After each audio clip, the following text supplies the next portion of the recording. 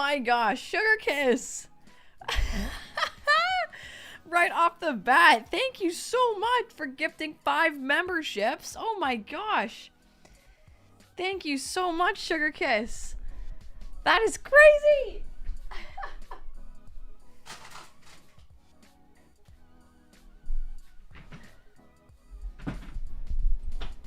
Oh my gosh, what's up guys? It's Kictor and welcome back to another TGCF read-through. Right off the bat, Sugar Kiss sent 5 gift memberships, so thank you so much. And welcome Girly Gal, Tan, Dawn Adorable, Synchro Knight, and Angel's Agoraphobia. Woo! Thank you so much. I hope you guys enjoy being a member. Come to a Dan-made game night. Thank you for the Sparkles Kit Po. And who do we got here today? We got Arwin. Sugar Kiss was also first in the chat. Oh my goodness, thank you. Now 13th, RA is drawing. Amelia Pond, Girly Gal, Tan, B Coffin, Jaded Chaos, Rosita, Mimi Q, Horror Girl, Sandy, EP Ness, Rose City Kimono, Night Owl, Naj, Tibby Moon, Shaney. What's up, Shaney? And Chuya says, hi, how are you doing? I'm doing great. I just woke up from my nap. Sienna says, yo, yo, yo, what's up, Sienna? Horror Girl says, did you like the Odyssey movie? Yeah, I did like it. Night Owl says, I'm working on Zagreus plush while I listen. Awesome. Oh my god, I want to see him. I want to see him. Now 13 says, I missed the last read-through because I slept through my alarm. Oh, dang. It was a good one. It was a sad one. Have you seen Spider-Man yet? No, I haven't seen Spider-Man. I want to see Spider-Man, though, hopefully this week. I am seeing that new Chinese movie, though, this week that I forgot the name of once again. It's, like, animated. Does anyone know what I'm talking about? Have any of you guys seen Spider-Man yet?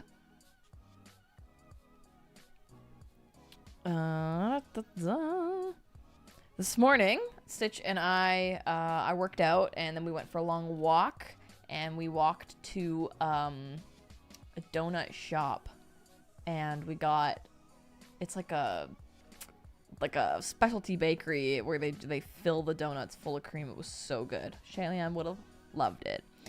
Master Ash has been a Supreme member for 40 months. Thank you so much. Oh my gosh. 40 months is awesome, dude. Thank you so much. And being a Supreme member at that too. I really appreciate that. Yo, 40 months, been a long ass time. I hope you're doing well, Kictor. I just saw the Hadestown Pro shot, and every time I hear wait for me and all I've ever known, I get the urge to make an Arha animatic. Oh, you should. Oh my god, I want to see that too. Fuck, there's so much shit in the movie theater this week that I want to see. That's crazy. So many movie theaters, so little time. EP says, I saw Spider-Man and loved it. Oh, sweet. Master Ash, thank you so much for being a Supreme member for 40 months, and you should make the animatic. I would love to see that. We need more Arha animatics, actually. We need more Whamning. Whamnit and Moran. Yay. I know Chuani had a very good birthday. Whamning, indeed. Aria's drawing says, hello, I finished that Hershey dragon illustration. I don't think I can post it in the community, though. Do you want to see it? Yeah, I want to see it. Is Spark Major here? Yeah, Spark Major's Godwhammy. I just had the funniest conversation with Spark Major. I was thinking about making, I thought it would be so funny if I had subtle case file merch on my merch store. And so I was thinking about, like, okay, if it was like 2 dragons, that would be hilarious. And then I think I found like the campiest, funniest fucking ice dragon versus fire dragon shirt just on Amazon already. The shirt already exists.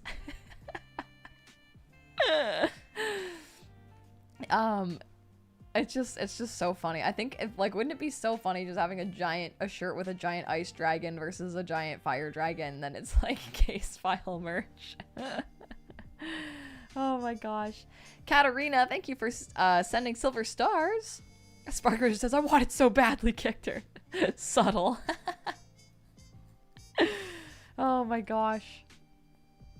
Horror Girl says, is it called All Wishes Come True? Yes! Yes, that's the movie. That's it. Spazzy says, why is this called 101 Dalmatians? Because it's chapter 101. And I was being funny.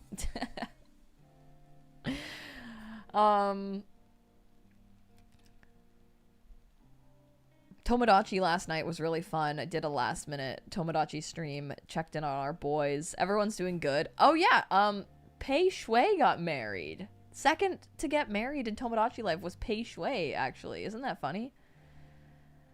Wizard of Moss says, I stand by the psychological Ebola hat with the words only on the inside of the hat. Yes. Oh my god. Spark Major says, this is my favorite series. Points to my big ass shirt with my cool ass ice dragon, and the fire dragon is there, and it's fighting and cool. It's about a doctor and his crazy patient. Yes. Oh my gosh. Master Ash, thank you for donating too. It's so funny. The first time I read Arha Book 3, I got so excited about it, and basically being an Orpheus and Eurydice plot. Oh yeah, it's true. Moran has to go into the underworld and snatch his whammening back. It's great. It's great. And also, while they're there, the Ghost King of Hell or whatever was like, whammening is mine now. He's really too pretty. Oh shit, no, you're right. I forgot Shay Ching Chung and Squidward got married. I'm on their, like, divorce arc. I want them to get divorced.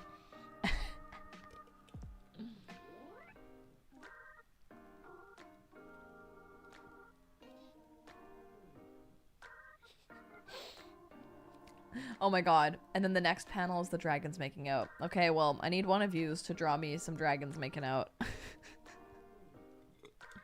I'm pretty sure that's what RA is already drawing. Moss, don't say it like that. It's too upsetting. Squidward looked upset last time, so I feel like it could happen soon. What feels so sad? Oh my gosh.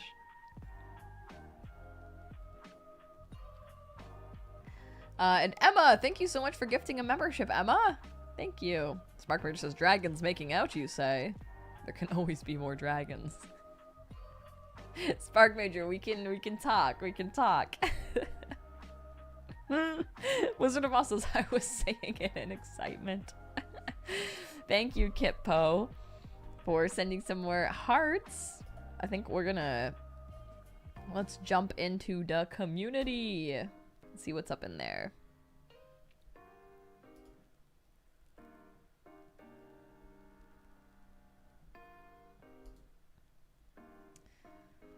Whoa. Whoa. One Zach. Master Ash, thank you for donating again. Oh my gosh.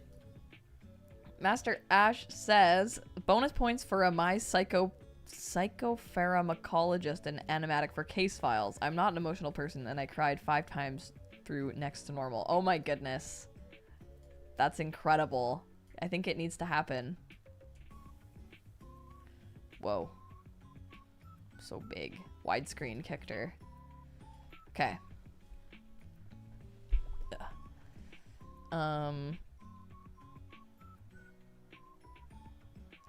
Okay, Tyler says, late to post the Annie Rivo pic. Me and my sis took with you guys. You were so nice. Thank you for the picture. Oh, of course. Oh my gosh. It was so great to meet you both.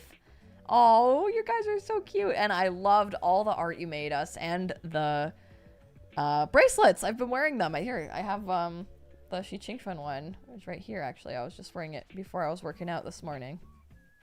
And yeah. Getting to meet you guys was really, really cool, and I'm so glad you guys came to the meetup, and I can't believe all the alien stage and green Yuri stickers that you guys made us, and the bracelets. I really, really appreciated it, so thank you guys so much for coming up to us.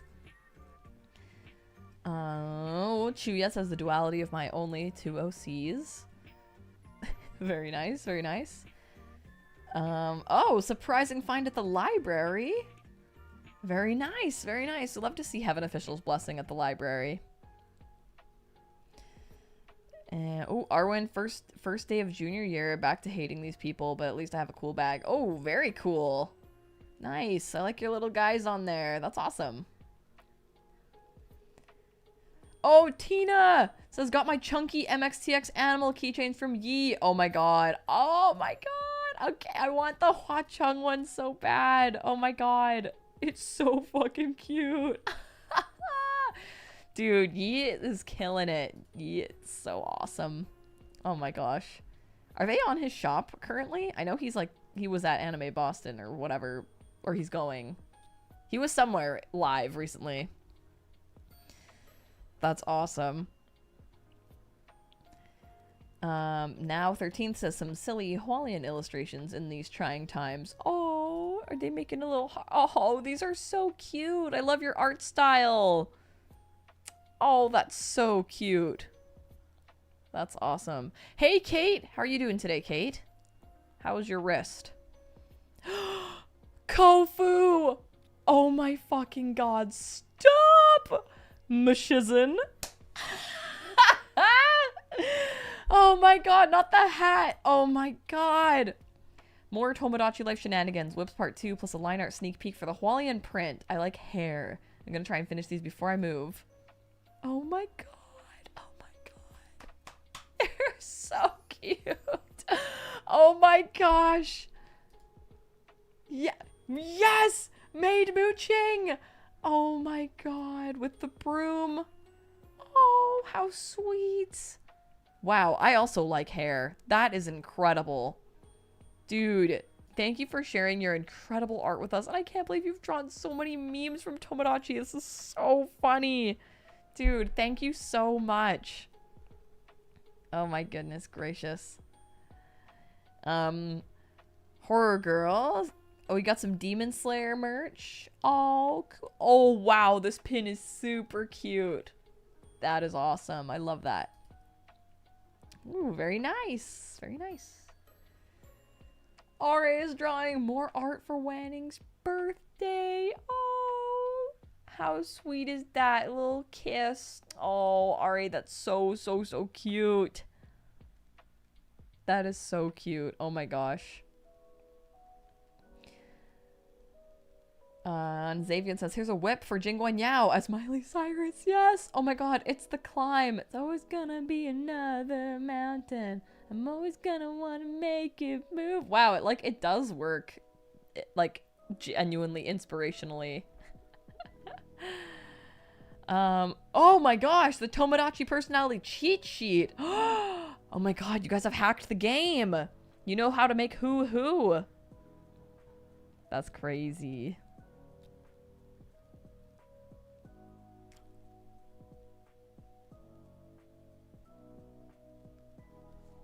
Stop! Oh my god! Kofu, are you in the chat? Stop! Oh my god! This is so cool! Stop! Oh my god! Guys, okay. This is from last Friday. We, in the members only live, we were jokingly, like, kind of coming up with this, like, bio backstory for, like, Stitch and I. If we were, like Danmei boys. Yeah, no, we're Danmei Baiha boys. Oh my god. Oh my god. I need to go see if Stitch. Oh my god. Stitch! Stitch, are you here? You gotta see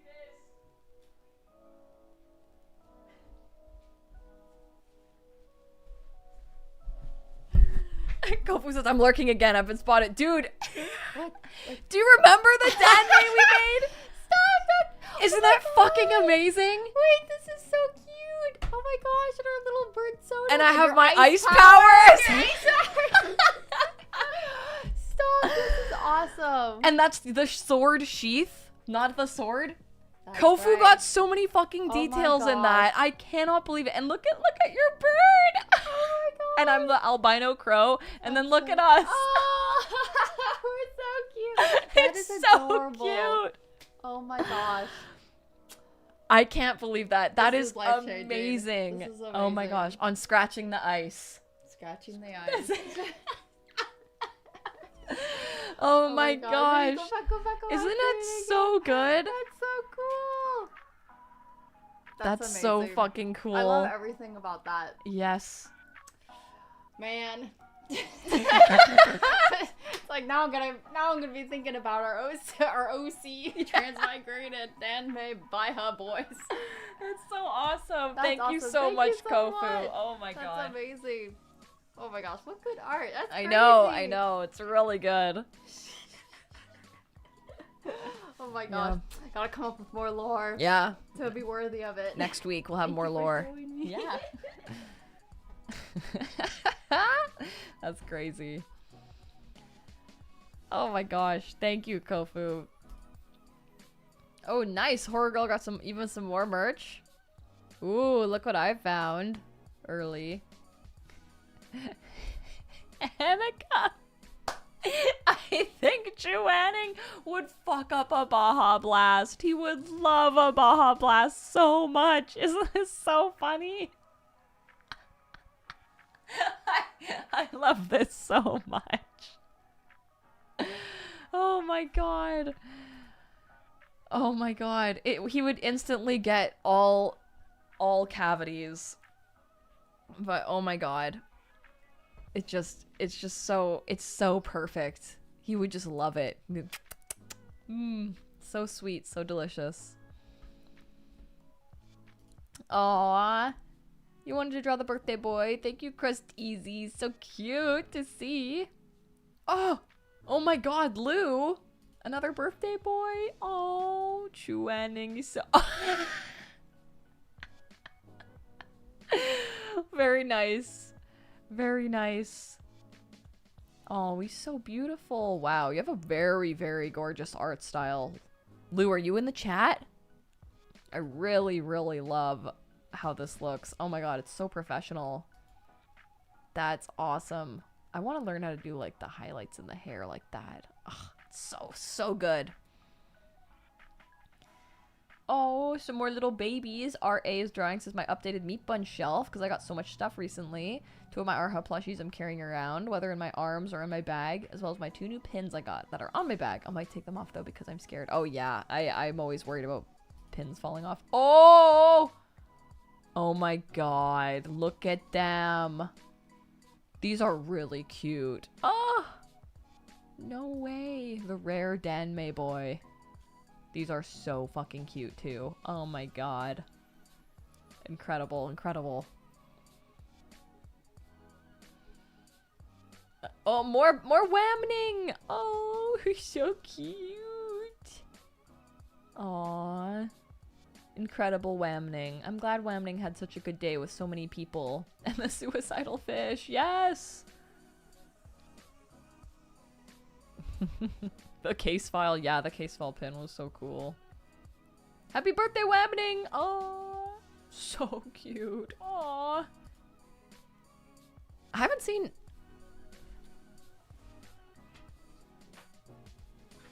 Lots of people have that one little whamning, but I haven't... Does anyone else have this whamning? He's so cute.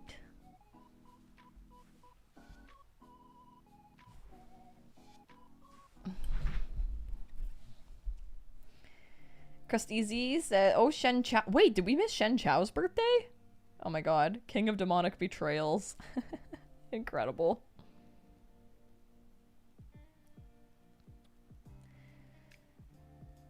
Oh, very nice. Very nice.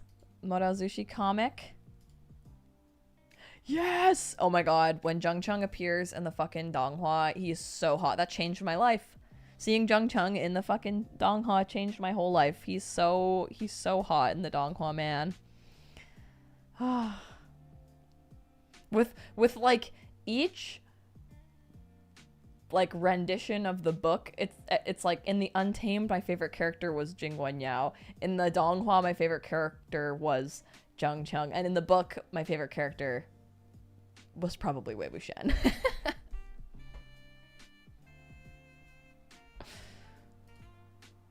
Oh my god! It's the same little boy! Everyone has this little whamning. So cute. Wait, no, this is RA again, my bad. That's so cute. Oh, I love seeing people excited to get their books. Very nice. bonefish. That's awesome.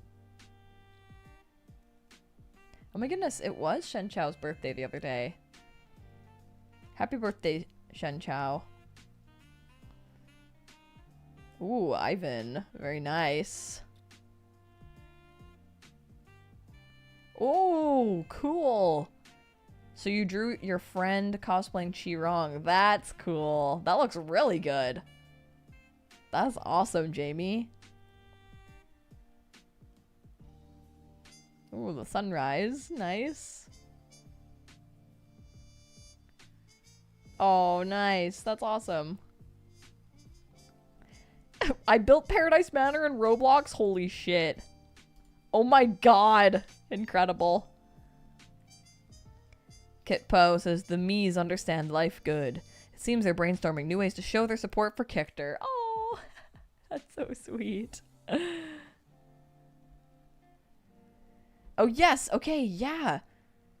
It looks like that there might, or there's going to be a manga adaptation for Arha. Oh my god, that's gonna be so fucking good. Oh, so awesome. Bitcoin says, Happy Crown Prince. Oh, very cute. Very cute. Oh, Xavian! Yes! We do have your package. Would it be okay if we waited until Friday to open it? Would you be able, will you be able to make it on Friday?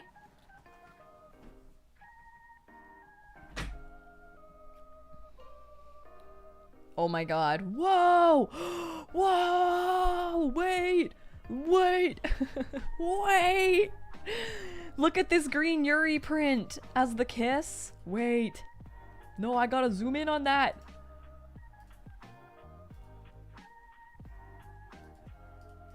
Ah. Okay, wait. These are so cute. I'll see if I can zoom in a moment. Am I not beautiful, husband? Oh my gosh. Oh my gosh. So many people are posting their incredible arts. Wow, there were lots of conventions recently. Shailian, Huacheng Lanjian, and Jin Shishwen and Zheng Yanli all being friends. And Windmaster cooking humans. Oh! Oh my gosh! Peerless Volume 5 art has been completed, and I have something I'm working on through Peerless related. Very nice! Look at them kissing! Oh, Go Furious. Yes, please, please re-upload. Oh my gosh. Hybrid Spruce says, my partner threw me a Chuanning themed birthday. No way. That is awesome. And since 32 is very Chuanning of me, I jokingly told my partner I wanted her to throw me a Chuanning themed birthday, but then it turned into not a joke, and she actually did, and it was cute as fuck. Here are some photos from it. I am 32 and no one has ever liked me.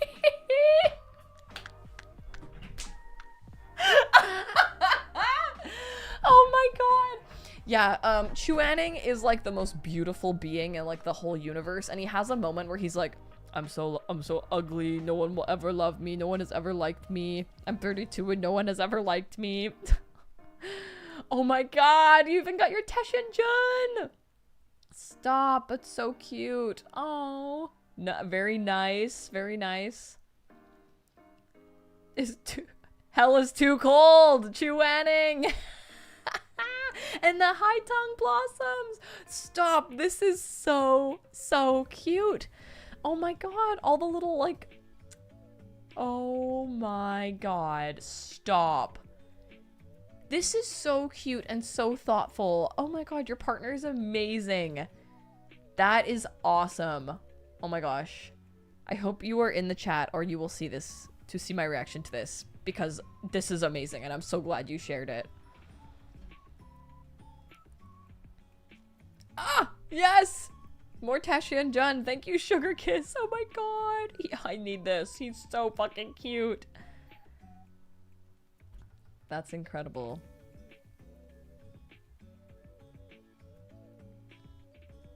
Oh, and some happy Shailian after the stream. Look at him. He's doing good. See, he's so happy. He's with Huacheng now. Everything's okay after the last stream. Yes, okay, we're back. This is where we stopped last week. From Lago Tears, beautiful Shui Meng. That's awesome. That's awesome. Oh my gosh. Oh wait, let me refresh one more time.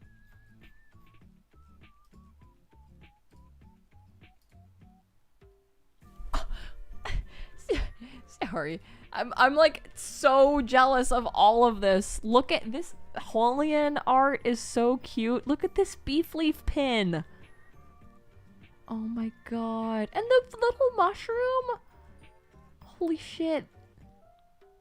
That's awesome. Wow, you have impeccable taste. That's so awesome.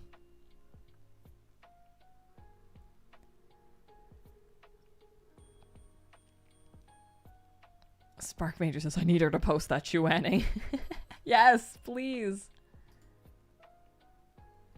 Oh, and Brayley! Yes! Finally, new fully public art. I didn't mean to abandon you all. This, look at the, oh my god, Brayley. You have such a way with lighting as well. Like, oh my god. This is just so beautiful.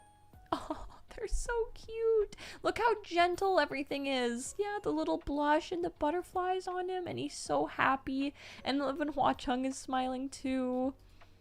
Oh, it's just so cute. Oh my gosh, Brayley. Thank you so much for sharing this. And their hands together and their matching red strings. Oh, it's perfect. It's so good.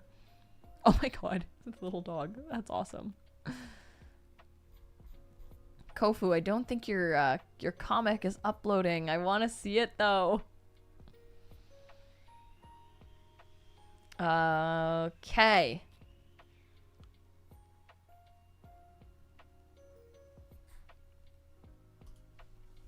Okay. Aria's Drawing says, where do I send the Hershey art to you since I can't post it in the community? You can't crop it? You can't, like, censor it?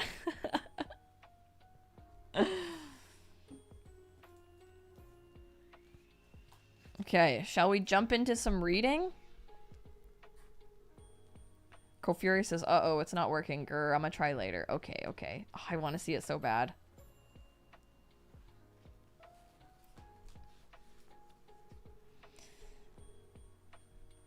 Sparkbender says, I'd argue it's more suggestive cropped. It's Gaga time. Is Rogue here today?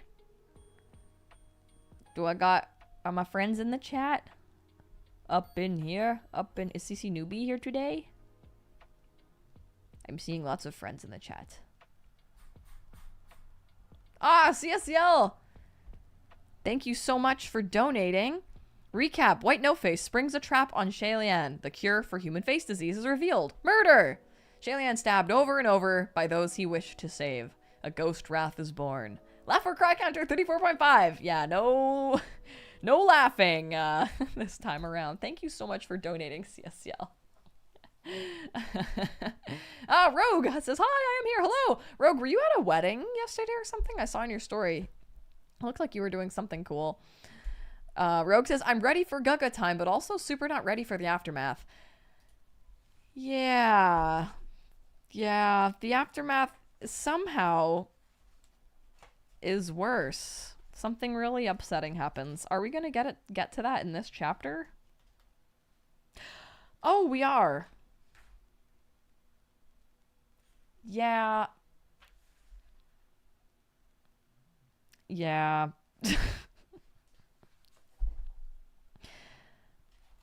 Okay, just be, yeah. Yeah, it's not good. This is genuinely upsetting. But we're in this together, and we're gonna keep reading through it, and it's all part of Shalian's character, and I promise I won't leave you guys after something so upsetting.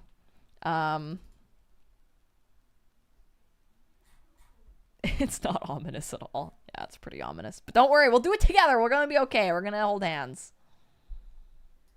Okay, chapter 101. With neither grief nor joy, white cloth brings calamity to this world. Yeah, thank you for gifting Sparkles, Kitpo. Okay. Shalian couldn't tell if he was awake or asleep. If he was awake, then he was reacting to nothing in the outside world and had no memory of anything. If he was asleep, his eyes had been open the whole time. By the time he came back to himself, White No-Face had strapped the black sword to his waist like an elder giving a reward to a child. "This is my gift to you." He patted the hilt.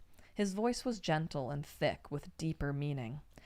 "It will certainly prove much sharper than any of the others you collected, even the ones from Junwu." Shalian let him hang the sword as he willed, neither speaking nor retaliating. Retaliation would be pointless. He put on a new set of robes in that state. Armed with a new sword, he dragged himself outside in what felt like a newly born body. He walked out of the temple of the Crown Prince and toward the darkness. White No-Face called after him, "Wait." Shalian paused in his step. White No-Face soundlessly came to his side and placed a white silk band in his hands. "You forgot this." It was the silk band he had once used to cover his face, the one that had also been used to bind him. Shalian wobbled down the mountain alone. Day had already broken. The sun had come out, but Shalian didn't feel warm at all when it shined on him. On his way down the mountain, he saw a little trickling stream, clear and lively.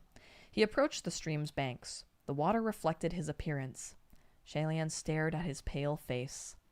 The face was smooth and fair, without a single cut to be seen. The neck was the same, which meant the chest and the abdomen and other places were all healed. He only looked for a while before he couldn't bear the sight any longer. Lowering his head, he cupped some stream water in his hands to wash his face and drink a few mouthfuls. He drank and drank, until he happened to notice something nearby. Slowly he looked up. Not far upstream, there was a corpse lying on the shore, slumped next to a giant boulder. Judging by the clothes, it was the corpse of the buff street performer. The man hadn't descended the mountain. He'd died on the road. There was a particularly obvious bloodstain on the giant boulder. Whether from pain or fear, it looked like he had smashed himself against it until he died. The corpse was already rotten and emitted a foul stench. Half of the body was soaking in the water of the stream. Although the body didn't move, the little deformed faces growing on its half-rotten face were still squirming. Shalian knelt by the stream and puked his guts out for over an hour, heaving until blood came up. Oh, man. Brutal indeed. Thank you for the sparkles. 07 to Boulder guy, yeah. He was awesome. He stood up while everyone in that fucking palace were cowards and decided to harm Shalian, to fucking kill Shalian. He was like, "You guys are monsters," and left. And he was the one, saving grace, the thing that Shalian has been fighting for, that the common people are worth saving,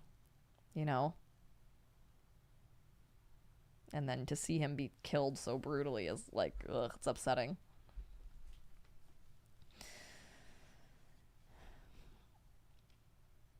After descending the mountain, he walked through the city for a long time, aimlessly wandering the main streets without a destination in mind.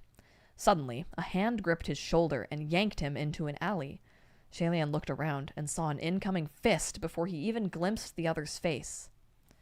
"Where did you run off to for so long?"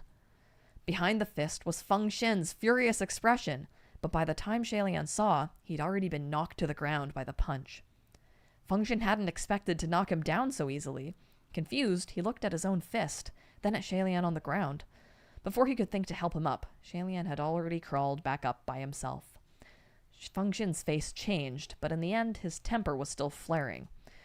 "You've got such an attitude, dropping only a word before running away and disappearing for 2 months! Do you know how worried their majesties have been?"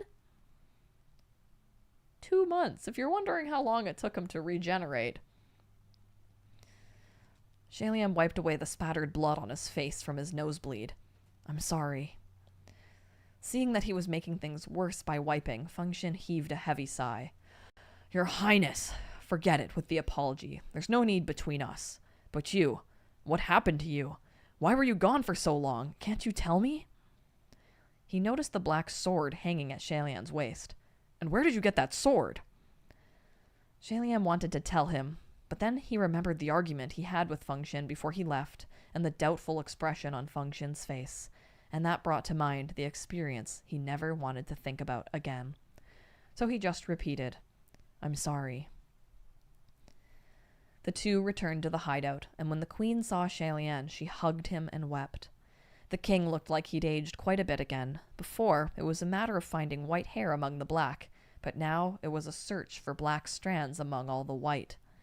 However, he wasn't blowing his top for some reason, and he only spoke a few words before falling silent.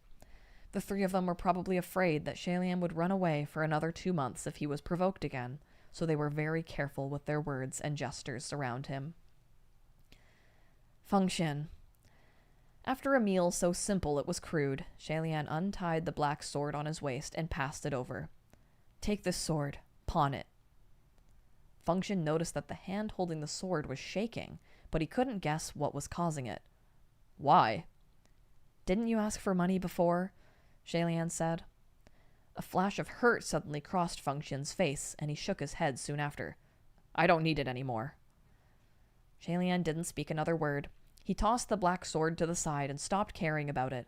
Then he flopped over and fell asleep. When Shalian came back this time, he tried to act like nothing had happened in the hope that everything would return to normal as soon as possible, in the hope that he could return to the person he once was. Soon, he and Feng Xin went out to perform in the street. Feng Xin was still worried at first and told him, Forget it, just rest for a couple more days. I've already rested for almost 2 months, Shalian said. If those street performers keep coming to cause trouble, it'll be easier to handle it with 2 people. They stopped coming a while ago, Feng Xin explained. It wasn't because the buff street performer had died and there was no one to lead, but because Feng Xin had been settled here for a while now. When he first arrived, everyone had regarded him as a novelty, but that novelty had worn away with the passage of time, and watching him was now no different from watching the other local buskers. Feng Xin had lost his competitive edge, and the other street performers stopped looking for trouble now that he wasn't a threat. Since everyone made about the same amount of money, it was fine.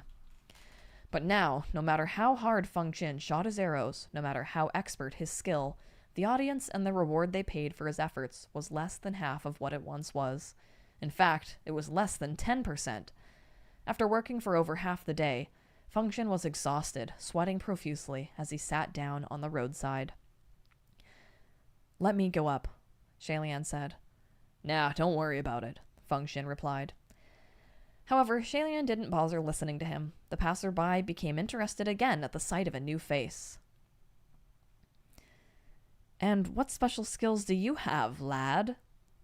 Shalian didn't respond. He picked up a branch and started to perform a swordplay routine. Though he wielded a mere branch, the technique was beautifully performed, and the sound of wind being cut carried the sharpness of the sword's intent. A few audience members did him the honor and cheered. Feng Xin looked on from one side, but his expression was complicated. He only watched for a bit before he turned his gaze away. Shalian didn't feel shame at all, nor did he feel any burden. He just kept deliberately and gracefully swinging his branch. Suddenly, someone in the crowd began to jeer. It's so boring. What a pathetic act. Who wants to watch you fucking poking around blindly with a tree branch? Feng Xin immediately jumped to his feet and shouted, You watch your language! Shalian faltered and looked over. There was a man in the crowd who was munching on a melon and spitting out the seeds. He was obviously there to watch a show. This ancestor's here to watch a street performance. I'll say whatever I want to say. You're here to earn our reward, so what do you care what I say? The man yelled back at Feng Xin. Switch to a real sword. Use a real one, and Granddaddy will consider granting you some seeds. As soon as he started yelling, others in the audience followed suit. Feng Xin was furious and just about to strike out when a white shadow flashed past. Shalian was already standing next to the heckler. He grabbed the man and threw him high into the air. The strength he exhibited was incredible, and the heckler's melon rinds tumbled to the ground as he was thrown meters away. The crowd was left to gape in open-mouthed shock. The man landed with a heavy thud. bleeding from his orifices and screaming horribly. However, Shalian wasn't done, and he went over to seize the man once again. His voice was flat and emotionless. "There are no real swords here, but I can really take your life. Do you want to see that act?" The audience broke away and fled in terror. "Somebody help! Murder!" Function was even more shocked. "Your Highness!" Shalian ignored him and prepared to throw the heckler another several meters away and let him fall wherever. But Function hurried over and held Shalian down, even forgetting to hide his identity as he roared, "Your Highness, snap out of it! You're gonna kill him!" Shalian's eyes were burning with black flames. He smacked Function's hand away and pressed the man to the ground. The heckler passed out cold. Function bent down and was just about to check whether he was breathing when he heard someone yelling sharply at the end of the street. "It's them! Over there!" Oh no. The Yong'an soldiers had come. Function bolted instantly, but Shalian still stood there, staring at the Yong'an soldiers like he was contemplating starting a fight with them. Function turned around and pulled him away. "What are you still standing there for? Run!" The two of them ducked and hid under cover till they could make an escape and return to their little safe house. The moment they passed through the door, Function started yelling right in front of the Queen. "Why would you do something like that?" Once, Function would have never dared to be so unruly before the two majesties, but a lot had changed. They had all been ground down for so long. Shalian turned to the Queen. "Go to your room." "My son, what?" the Queen started. "Go to your room!" Shalian shouted. The Queen didn't dare press further and retreated to her room. Shalian turned to Function. "What did I do?" "You were going to kill that man!" Function said angrily. "He didn't die," Shalian countered. "And so what if he had?" Function was dumbfounded. "What did you say? What do you mean, so what if he died?" "That filthy peasant was asking for it," Shalian said. "And since he asked for it, I gave it to him. Was I wrong?" Stunned by Shalian's new vocabulary, it was a good moment before Function said, "He was causing trouble, but you didn't need to kill him. Smack him around and let it go. He didn't deserve to die over some petty words." Shalian cut him off. "Of course he did. He dared to say it, so we had to pay the price." "How could you say something like that?" Function asked, voice thick with disbelief. "Like what?" Shalian asked. "I've never heard you call someone a peasant like that before," Function said. "What are you trying to say?" Shalian said. "It's not like I'm a god. Can't I be angry? Can't I hate?" Function didn't know how to respond. A moment later, he arduously squeezed out a few words. "That's not what I meant, but still, you didn't need to." Shalian didn't want to listen anymore and stopped talking to him. He stomped into his own room and slammed the door. The moment the door was shut, he screamed and threw himself onto the bed. He was fooling himself, utterly fooling himself. No matter what, it was impossible to pretend nothing had happened. It was impossible for him to return to who he once was. This is the part that makes me so sad. When Shalian just wakes up and he's like, "I'm just going to pretend that nothing bad has happened." I feel like I've also tried that, you know? Just be like, actually, I'm just going to pretend everything's fine. And then it's going to be fine. And we saw how quickly that lasted. That evening, someone knocked on his door. Shalian assumed it was Function, so he ignored it. The Queen's voice sounded from the other side a moment later. "My son, it's your mother. Let mother come in and take a look at you, all right?" Shalian had just wanted to lie there without moving, but after staying there for one more moment, he still got up and opened the door. "What?" he asked tiredly. The Queen stood at the door, holding a plate. "My son, you haven't eaten yet, have you?" Shalian stared at her and endured the urge to speak for a long time before he finally, forcefully, swallowed the words that were already roiling up his throat. "Even though I haven't eaten, I don't want to eat anything you made." He moved aside to allow his mother into his room, and the Queen placed the plate on the table. "Look." Shalian looked, and he got so angry he wanted to laugh. "What is that?" The Queen spoke as if she were offering him treasure. This is lovebirds upon a branch meatballs, and this is blooming flowers and full moon stew. The lovebirds looked like they were dead, and the full moon was full of craters. Shalian had to interrupt her. Why did you name these things? Don't dishes always have names? The queen said. That's for imperial dining in a palace, Shalian said. Ordinary people don't give names to dishes. Imperial dining, palace, ordinary people. The queen remained quiet for a while, then smiled. Well, no one ever said you have to dine imperially to give a dish a name, so just take this as a wish for good fortune. Come, try some. Mother spent a long time making this for you. And then she passed a pair of chopsticks over. Shalian didn't smile, nor did he touch the chopsticks. The queen sat there smiling for a while before her face gradually fell. My son. Shalian's tone was brusque. What? Why are you fighting with Feng Xin again? The queen asked.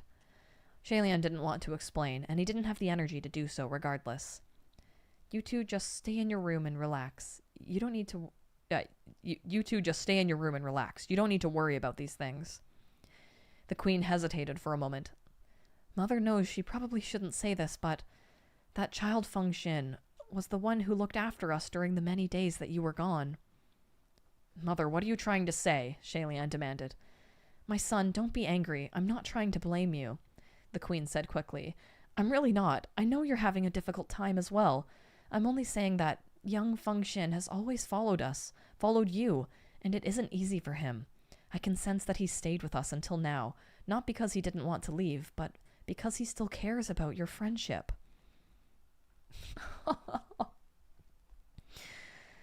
Shalian leapt to his feet. Who has had it easy? Has it been easy for me? Mother, can you please stop asking questions? Can you please not involve yourself in things that you don't understand? When she saw that he was running out the door, the queen started panicking and got up to chase after him. My son, where are you going? I'll stop talking. Mother won't say anything else. Come back. I know, Shalian exclaimed sharply. Everyone's having a hard time, but don't worry. I'll go right now and make things easier for everyone. The queen couldn't keep up with him, and it wasn't long before she was left behind. Thank you, Kit Po. Shalian returned later that night, carrying a few sacks. When he opened the door, no one had gone to bed. They were all waiting for him, their expressions sullen. Shalian shut the door with a backhanded push. What's up? It seemed that the king had already lectured the queen, and the rims of her eyes were red. When she saw that Shalian had returned, she let out a long sigh of relief and forced a happy smile. My son, you've come back. I won't ask you any unnecessary questions from now on. Just don't leave us so suddenly. Mother will definitely listen to you, if there's anything. Everyone was scared that if he turned around and left again, he'd go missing for another 2 months. You all think too much, Shalian said. I wasn't going to leave. Just go and rest. Feng Xin waited until the king and queen had gone to their room. After a moment of silence, he began to speak. Even if I asked where you went, you wouldn't tell me, right? Shalian didn't reply, just tossed the sacks to the ground. They made crisp, clinking sounds as they landed. What's this? Feng Xin asked. Shalian opened the sacks and dumped them out. From within tumbled a large pile of shining gold and silver wares that nearly brightened the entire house. Feng Xin instantly stood up. Where did these things come from? Shalian didn't bother to look up as he replied. He just sat on the ground and counted the haul. There's no need to be like that. I paid a visit to a big household in the city. Relax. No one saw me. Oh boy. Oh boy. I gotta go get my glasses.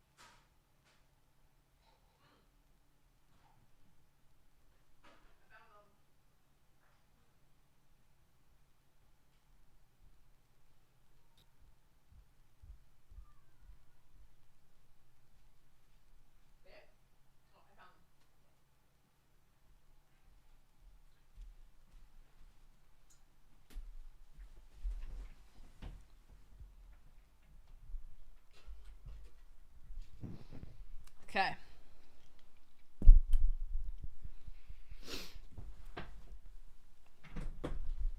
So yeah, Shalian's down to kill and down to steal, and he's being a jerk to his family and friends.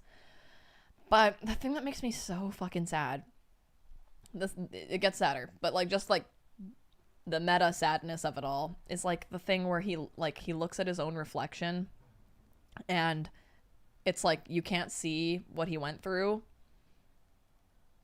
and it's like that kind of fucks him up, you know? Like even like he couldn't even tell someone what he went through, you know? They wouldn't be able to fully even understand. Sure, he definitely should have told Function a little bit of what happened, for sure, but yeah. Rogue says, I'm very surprised that we're seeing this side of Shalian. I really appreciate when there are consequences to actions. Not that this is in any way his fault. Yeah, no, definitely. I love it because we spent so much time with him in like the present, and we fall in love with him and who he is now, and getting to see how he got to be that is really cool.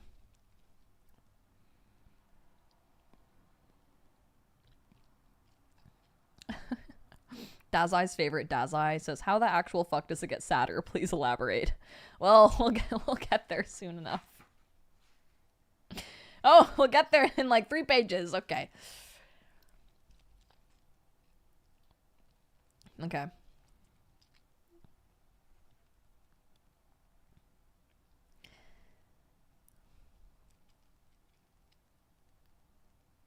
Function's eyes were round and bulging.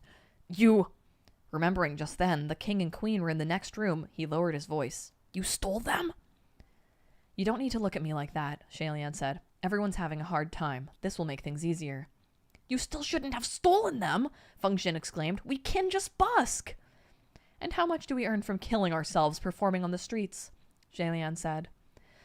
Function staggered back a couple of steps. It was the first time Shalian saw him look like he was about to faint. He finally steadied himself and took a moment to make sure he hadn't heard wrong. Then he mumbled, What made you this way? Shalian looked up. What way? Function was furious. I don't want to lecture you, but just look at yourself, at what you've become. I've already stopped asking about the robbery, so how did things get even worse? Shalian snorted. I knew it. Knew what? Function asked. Shalian rose to his feet. I knew that robbery thing was still on your mind. You wanted to ask me, but you didn't have the heart. You've thought about it 1,000 times, right? Don't obsess about it anymore. I'll tell you. Step by step, he closed in on Function. It's true. I robbed someone. Function was forced back a step. You... Then he advanced a step and hissed in anger. We've been passing our days in such hardship, and for what? If you were willing to do those things, then we could have done them already. Why suffer until today? What are you doing? Throwing away all your efforts. Are you still the same Royal Highness I used to know? You're right. Why have we suffered until today? Shalian said. Function was taken aback, and Shalian continued. What was I like in the past? I didn't talk back when I was cursed at, didn't fight back when I was beaten, and always overestimated myself. I was so determined to save the common people. What kind of person does all that? A dumbass. Do you think being a dumbass is better? Do you think it's the kind of person I should be? Are you going to be very shocked if I'm not? Function was stunned. Are you crazy? Why do you have to say it like that? You're wrong. I'm not crazy, Shalian said. I've just suddenly come to my senses. Now I know that the past me was the crazy one. Why are you being like this? Why did you become this way? Function mumbled. I really don't know. Why did I follow you all this time? Then stop following, Shalian said. Thank you, Kitpo. Function couldn't wrap his head around that. What? I said don't follow me anymore, Shalian repeated. Then he slammed the door. 4 hours later, there was finally some rustling outside the room and low voices speaking. It seemed Function was bidding farewell to Shalian's mother and father. Function's voice was extremely low, the queen's voice was choked with sobs, and the king didn't say much, but there was a lot of coughing. The door opened a moment later, then closed. Function's voice vanished, and the sound of his footsteps grew more and more distant. Function had left. Rogue, screaming in my house, climbing the walls. Shalian was still shut in his room, emotionless and expressionless. A moment later, he closed his eyes. He'd finally left. Ever since Mooching left them, Shalian had been terrified of this possibility that one day Function would leave too. But he'd become so scared of it that he could no longer endure the torment. Rather than dragging it out, slowly grinding away all the kindness and friendship like sharpening a knife until nothing remained, until they loathed the sight of each other, it was better to make it explode now. Before Function left, Shalian had been afraid. Now that Function was gone, he wasn't scared anymore. But even though he no longer felt fear, he felt a deeper agony. Shalian had initially held a 1 in a million bit of hope at the bottom of his heart. He'd hoped that Function would still stay, even if Shalian admitted he had done things he shouldn't have, even if he became the worst version of himself.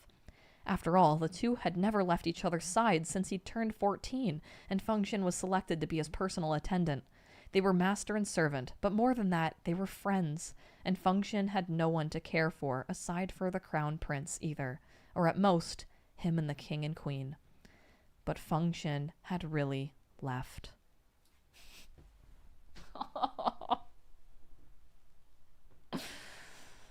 It's so sad.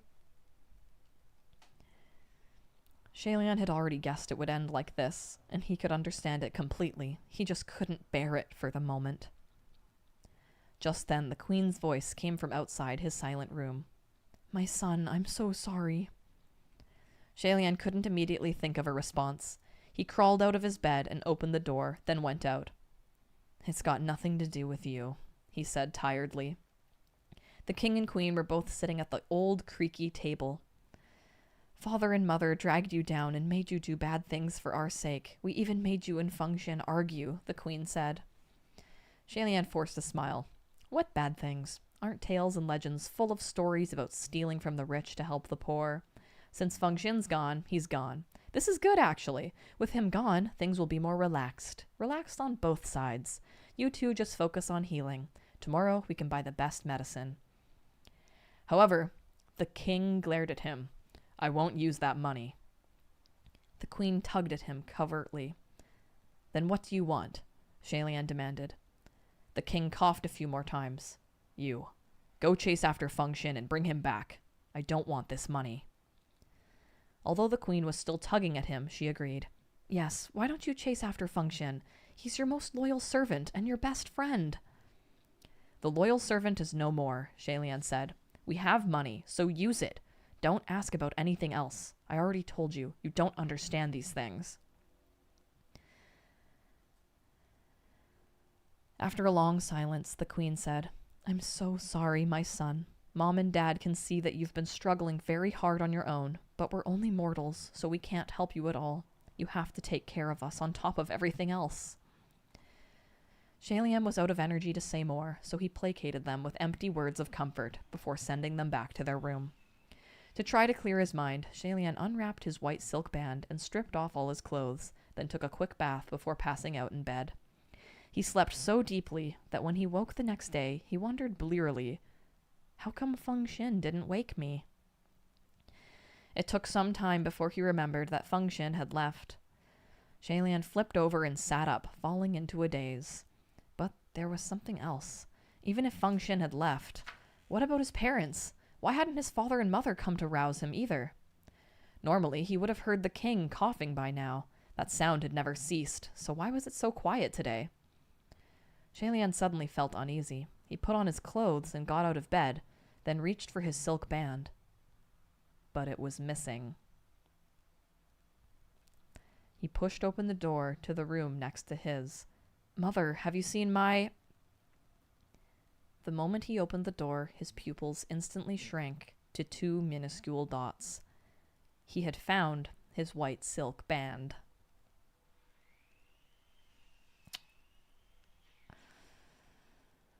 Thank you, Kip Poe. The silk band was hanging from the beam. 2 unmoving figures dangled from it. Their bodies had long since gone stiff. They were the bodies of his father and mother. Shalian wondered if perhaps he was still dreaming. He staggered, reaching out to support himself on the wall, but he was swaying so badly that he couldn't catch himself and slipped down along the wall instead. He sat on the ground, hands covering his face. He couldn't breathe. He choked on air. He cried and laughed and laughed and cried. I. He rambled incoherently to no one. Then he added, "It wasn't, no, wait, you can't, In the end, he couldn't even form a complete sentence. He turned around and screamed, smashing his head against the wall over and over. He should have known. His father was such a conservative, traditional king, and his mother couldn't bear the sight of her loved ones suffering, let alone suffering for her sake. They were both nobility, raised in prestige. It was already a miracle that they'd hung on for this long. Shalian smacked his head against the wall hundreds of times. "Fengshen, my mother and father are gone," he mumbled. No one was listening. Only then did he realize he needed to get his parents' corpses down. After he lowered them, Shalian acted like he had nothing left to do and walked around the house. He saw that there were a few plates of horrid-looking food on the table, long gone cold. They were the dishes that Shalian had made the queen take away the night before without eating a single bite. Now he pulled them over absent-mindedly and ate everything, not daring to leave behind a single leaf, afraid to miss a single grain of rice. After he ate, he heaved and began to vomit. Suddenly, Shalian grabbed the white silk band and threw it over the beam, then put his own neck through the knotted loop. Waves of suffocation assaulted him, yet his mind remained clear. Even when his eyes filled with blood, even when his collarbones cracked, he still remained conscious. As he hung there, the white silk band abruptly loosened on its own. Shalian fell heavily to the ground, and in the midst of his dizziness, he saw that the silk band had actually started moving by itself, with no breeze to aid it. It was coiling like a venomous snake. It had conceived its own spirit. It had been dyed with Shalian's blood, had hung 2 royals to death. If Shalian could die, then it would have been 3. Saturated with such deep resentment and evil, it would be stranger if it didn't turn into a spirit. The little spirit had only just arrived in the world and didn't understand at all that it had been formed from such despair. It happily drifted over to the one who had given it a soul, like it was hoping for a gesture of affection. However, Shalian had no eyes for it, and he clutched his head and roared, Somebody come kill me!" He could only pray that someone would come right that second to take his life and help him break free from this endless pain and torture. Just then, in the far distance, he heard the roaring sounds of gongs and drums. Shalian panted harshly, his eyes bloodshot. Who was that? What was that? He wondered. Well, how we feeling, folks? Thank you, Kit Poe, and thank you, Rose City Kimono, for donating. Happy birthday, Royer. Yes, I'll leave now. At least Royer is so cute and doesn't understand that he was birthed in such awfulness. It's so upsetting that he had that whole thing with his mom and didn't eat her food and okay, there is a picture. The picture is of his mom and dad hanging, and Shalian is having a mental breakdown. So if you don't want to see that, look away.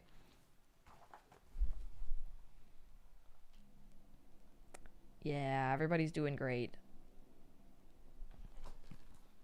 I can't believe they drew this.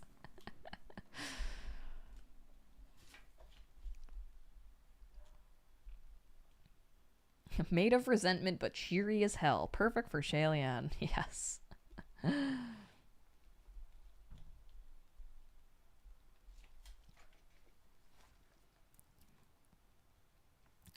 Something drove him to his feet, and he stumbled outside to look. He walked for a long time before he finally realized that it was the sounds of celebration. They were commemorating the imperial palace's construction in the newly established royal capital of the newly established kingdom of Yong'an.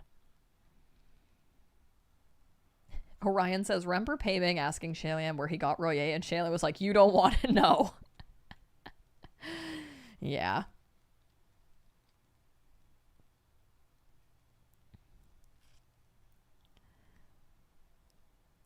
The entire nation had joined in jubilation. All the former citizens of Shanla were now cheering for young Anne.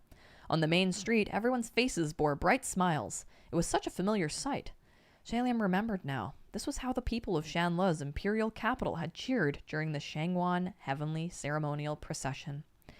Shalian staggered back to the cottage and sat listlessly on the floor. Why did he have to witness the laughter and cheers of the young An people when the corpses of the king and queen of Shanla lay at his feet? Shalian buried his face in his hands, crying and laughing. Ha ha ha! A moment later, he giggled. Don't think it'll be that easy for you. Memories flashed in his mind of a voice telling him, human face disease is resentment. This is how you create human face disease. A savage light glinted in his eyes, and his voice softened. I won't let any of you off so easily. He's not done. The expression on his face was like he was both crying and laughing, like joy and sadness mixed together. Using the wall as support, he slowly rose to his feet. Young Anne, forever peace? Dream on. Keep dreaming forever. I curse all of you. I curse all of you. I want all of you to die. All of you to the last. Ha ha ha ha. Ha ha ha ha. Shalian laughed and rushed forth like a whirlwind. When he passed the mirror, he suddenly paused and whipped his head around. His reflection had already changed completely.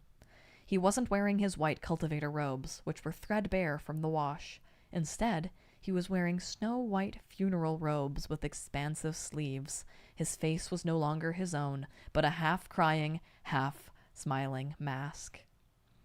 Shalian would have once screamed in horror at the sight of himself like this. However, the Shalian of today wasn't scared at all. He laughed maniacally and ignored the change. He stumbled through the door, crashing through it before breaking into a dash.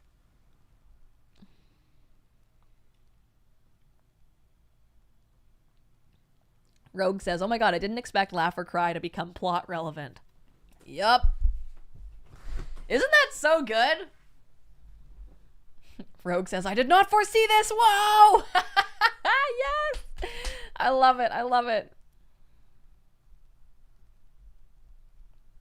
We have now entered the arc of Calamity Shalian. Shalian entering his Jean era. Some say this is his hottest era. Some would be wrong. The real question is, though, where's Hua Chung right now?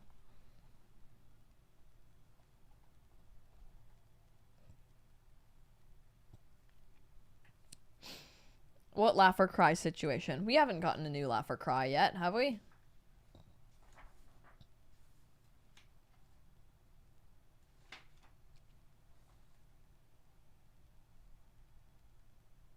We had Laugh and Cry. Yeah, that's not the same. The former imperial capital of Shanla was now nothing more than a field of ruined wreckage. There were still some who lived near the wreckage, residents who had been lucky enough to survive, and refugees who had nowhere else to go. Ever since the plague of human face disease had erupted and the imperial city had fallen, the once glamorous capital was subject to frequent, sinister, chilling winds. Today they seemed especially cold. The few disheveled beggars who had remained there were fleeing, watching the skies as they ran. They sensed that something ominous was approaching, and knew better than to linger in the streets. The battlefield sprawled in front of the broken imperial city gates. Not many dared visit it. Now there was only an old cultivator scurrying around trying to catch some lost wandering souls. He stuffed them into his sack once they were caught, ready to take them and tie them into lanterns. As he darted around, the old cultivator unexpectedly discovered that a strange, white-clothed figure had appeared at the edge of the battlefield. Truly strange, truly peculiar. The man was wearing white funeral robes with expansive sleeves, and he had a band of white silk tied to one arm. The white silk band floated in the wind like it was alive. On the man's face was a ghastly white mask, half of it crying, half of it smiling. The old cultivator shuddered violently, and before he knew why, he was fleeing. His legs had already carried him away from the battlefield. He stopped before the fright had left him completely and looked back. The white-clothed man didn't speak a single word as he strolled across the battlefield. Chilling wind whipped around him, and with every step he trampled the bones of those who had died in the war. Countless souls of the dead were struggling and wailing on this soil. Even the air was black from resentment. "Do you hate?" the white-clothed man asked coldly. The dead souls wailed and cried. The white-clothed man took another few steps. "The people you swore to protect, the people for whom you swore to die, they have now become the people of a new kingdom. Do you hate?" The wails of the dead souls now had shrieking mixed in. "They've forgotten those who died on the battlefield, forgotten your sacrifices. They are cheering for the ones who stole your lives away," the white-clothed man said slowly. "Do you hate?" Amidst the shrieking there came howling and snarling. The white-clothed man called out sharply, "What's the use in screaming? Answer me! Do you hate?" The battlefield's air began to echo with innumerable voices of resentment and agony. I hate! Kill! I want to kill them!" The white-clothed man opened his arms towards them and extended both hands. "Come to my side." He then made this vow, saying the words slowly and clearly. "I promise the people of Yong'an shall never know peace." The shrieking, the howling, the snarling, it shook the ground and crashed the heavens. The souls of the dead had answered him.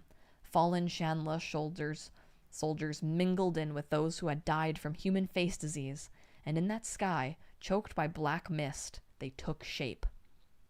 The old cultivator witnessed the whole thing from afar in terror. This is... In an instant, only 3 words appeared in his mind. White-clothed calamity. Suddenly, the white-clothed man heard a young man's voice. "Your Highness." He looked back, only to find that a black-clad young man was already standing there, and then the young man bowed his head and bent one knee to the ground. He's back! He's back! He's back!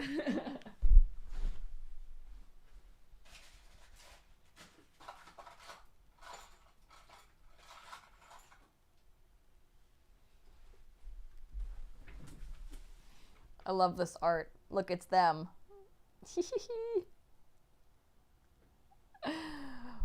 We've entered a new sexy arc.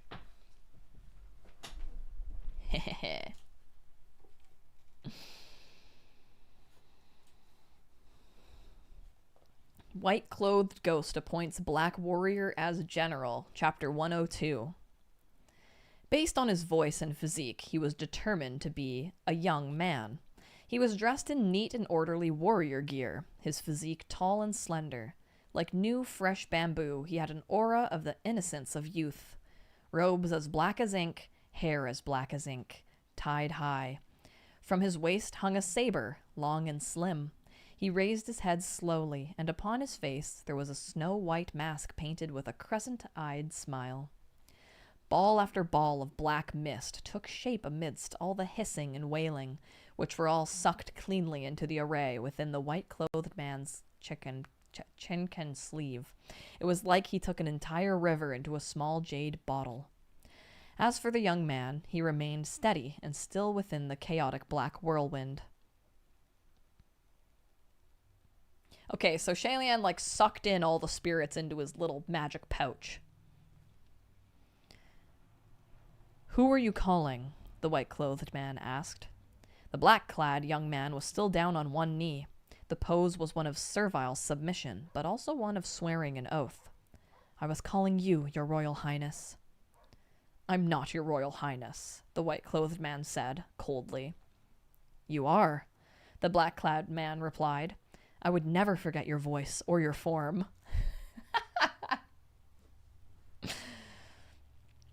The white-clothed man's voice was now laced with anger. "I told you, I'm not him." The white-clothed man was naturally Shalian, who had donned the funeral garb and put on the cry-smiling mask. No one could recognize him with his face hidden behind the mask, and he didn't want to be recognized. And yet, on this battlefield, a wandering black-clad warrior had identified him straight away. Suddenly, the white silk band wrapped inside Shalian's expansive sleeve lunged like a viper at the black-clad young man.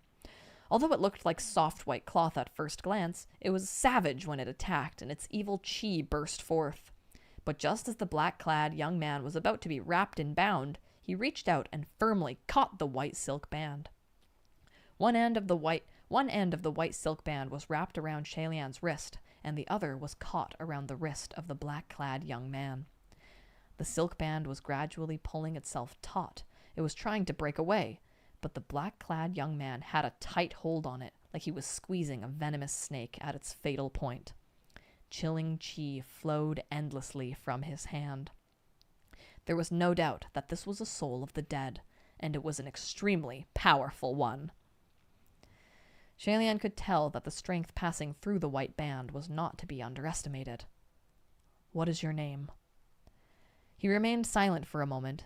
Then the black-clad young man replied, "I do not have a name."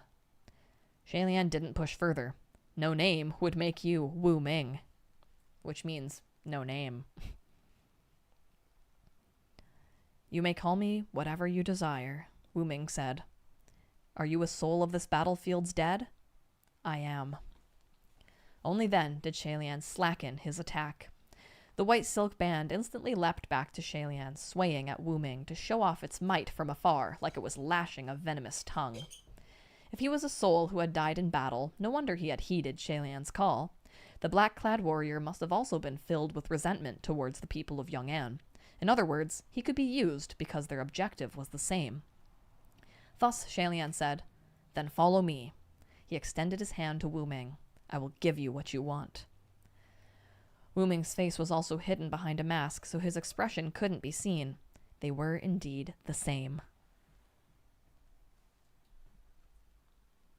Aw, Carawace. Yeah.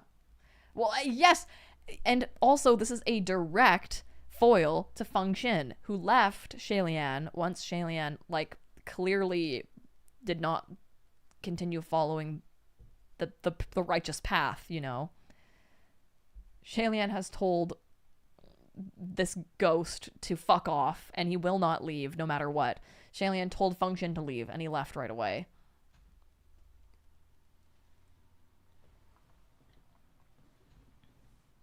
All of this is to prove that Hua Cheng is the ultimate lover. Pip Lover, thank you for donating.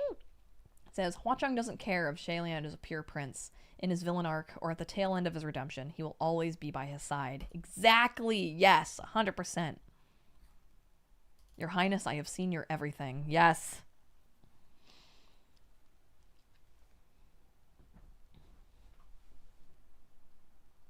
I will give you what you want. Oh, we can kiss?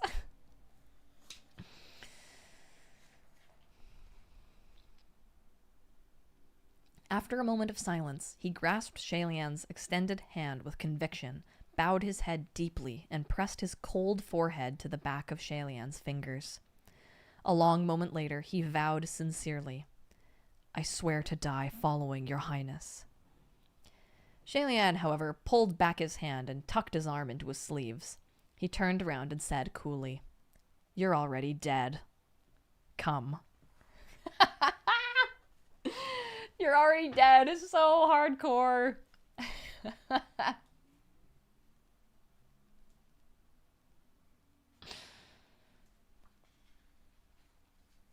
Wu Ming rose to his feet, and when Shalian looked back, he discovered that the young man was much bigger than he had expected. He was probably only around 16 or 17 years old, but was enormously tall already. He was even a bit taller than Shalian. That was unimportant, though, and Shalian only took a glance before turning back around and continuing onward. It's like, oh my god, he's fucking so tall and big. Shalian took the lead, and the nameless black-clad warrior followed right behind as expected. "Your Highness, where do you want to go?" Shalian gazed into the distance. The Palace of Yong'an. There's a picture.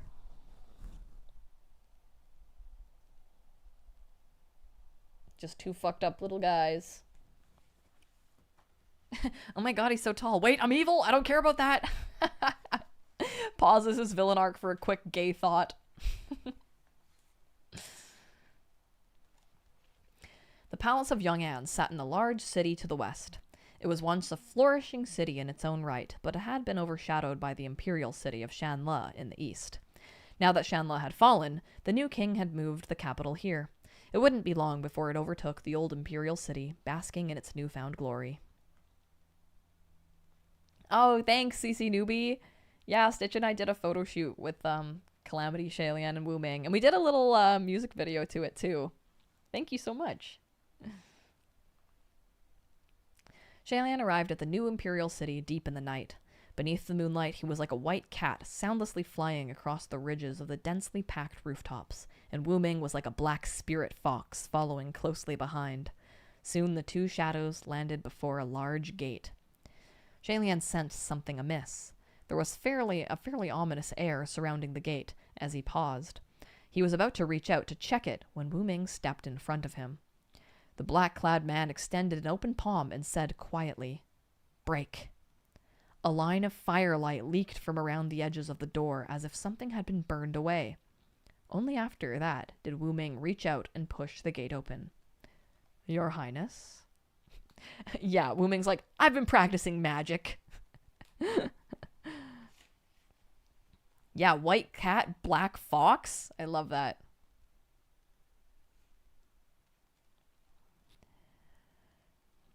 Shalian crossed the threshold and looked at the ground. Just as he had expected, there were some burnt shreds scattered there. Shalian picked up a bit of it to inspect, and he smelled the scent of herbs and talisman paper. He stole a glance at Wu Ming. This ghost was indeed formidable. There were the burnt remains of charms, which obviously indicated there was someone on the other side of the door who had woven a defense spell, a strong one. If ordinary little minions tried to intrude or break the array, their innards would have burned to ashes. Yet it only took this black-clad warrior an instant to destroy it completely. Perhaps because it was newly erected, the Palace of Young Anne wasn't extraordinarily magnificent. It was even a little shabby. It couldn't be compared to the Palace of Shanla. But that wasn't the strange part. The truly strange thing about this building was the massive number of evil warding traps and defense arrays set up throughout the palace. Still, every time Shalian noticed something blocking the way ahead, Wu Ming would immediately step forward and break through the obstacle to clear the path for him. In the end, his journey was entirely unimpeded. The competency kink, I'm telling ya. An hour later, two tall, slender shadows kept watch from the roof ridge of the Palace of Young Anne's large great hall. They both wore masks. The white-clothed masks' expansive sleeves fluttered, and the white silk band wrapped around his arm danced madly in the wind. The black-clad man was sleek and agile and wore a long saber at his waist. He kept guard at the white-clothed man's side, gazing in the same direction he did. The scene under the moonlight was somehow at once dangerous, uncanny, and beautifully harmonious. Wow, it's so cool.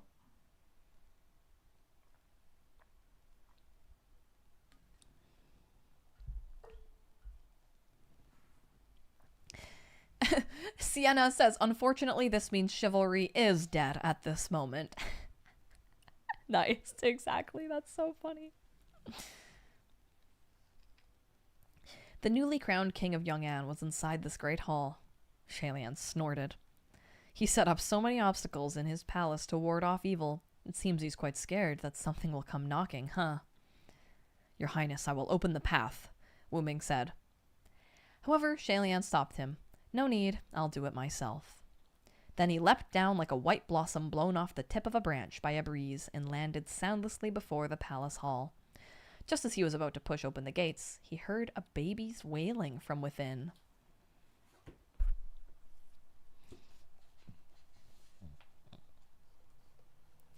Lang Ying didn't have any consorts, and his son had died a long time ago. Where had this baby come from? Shalian didn't care, though. Never mind a baby. He wouldn't be afraid if an army of millions was hidden inside. He raised his leg and kicked open the palace door. Strangely, there was only one person within the great hall. There was not a single other soul present, and certainly no baby. When the lone person saw who had arrived, he raised his head. You've come. I've been searching for you.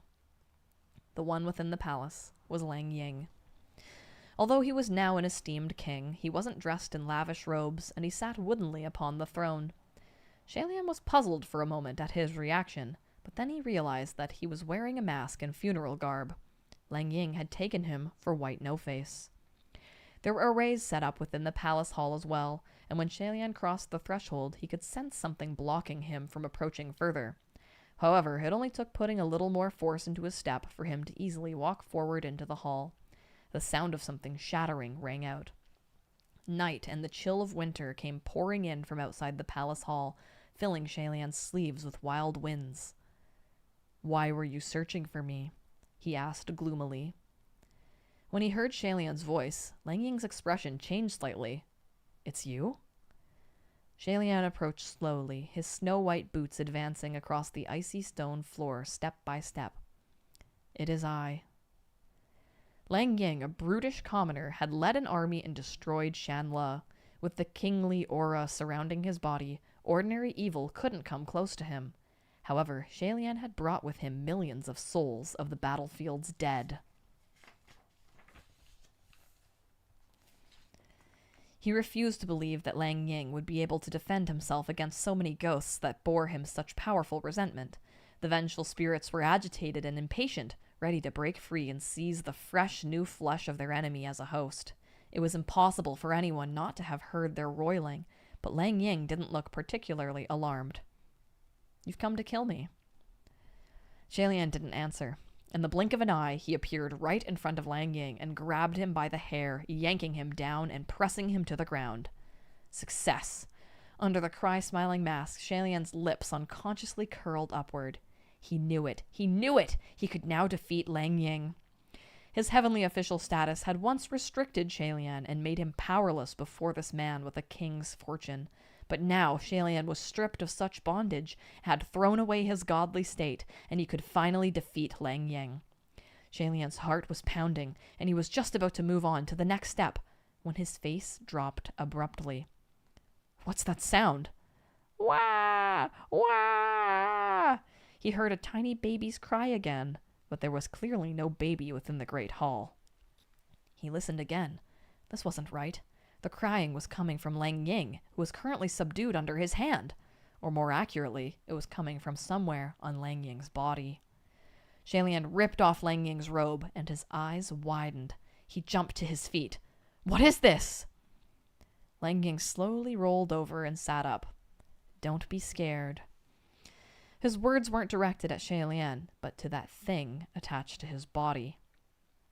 There were two distinct faces growing on Lang Ying's chest like protruding tumors. Each one was about the same size as a normal human's face. The larger face was elegant and beautiful, and easily identifiable as a woman. The smaller face was lightly scrunched up like a baby's. The halting cries had been coming from the baby's mouth. Human face disease. Shalian was dumbfounded. "How did you get infected with human face disease?" "This isn't human face disease," Lang Ying said. "How is it not? What is it then?" Shalian exclaimed. "This is my wife and my son," Lang Ying explained. "They're not a disease." His voice was soft as he raised his hands to gently caress the two faces on his body, truly looking like a husband and father soothing his wife and child.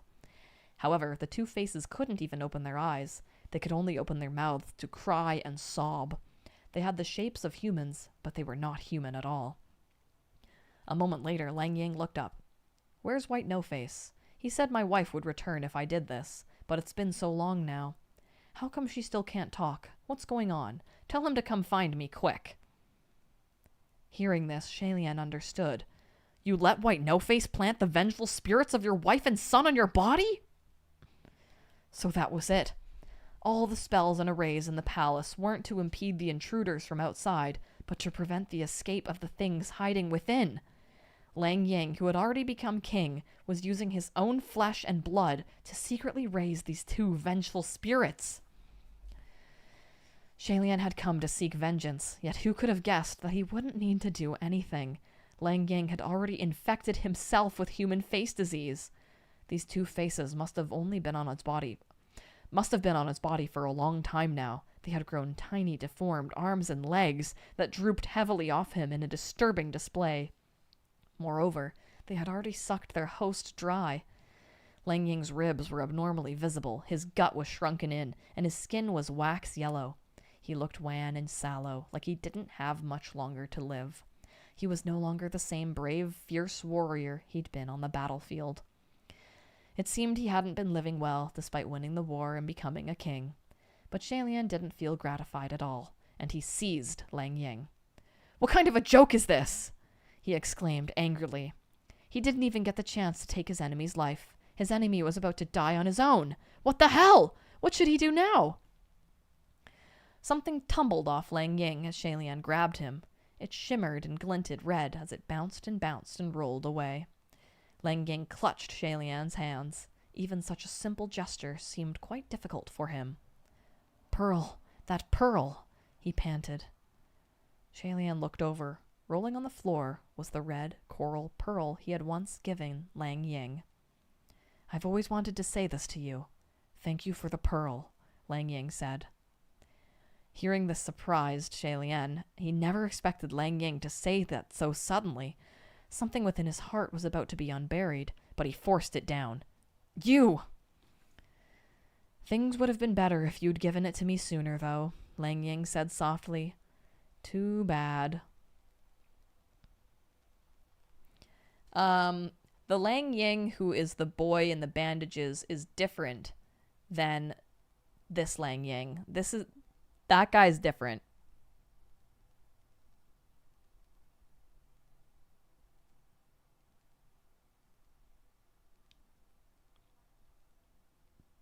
This is the king that the guy who came to Shanla.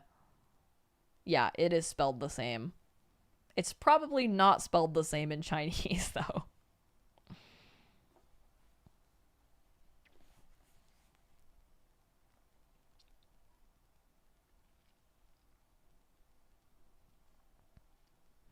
So, in the first flashback book, book 2, this guy Lang Ying came to Shanla and he had his baby, and he is the one that incited the whole riot of Shanla, and he was like Shalian's main op.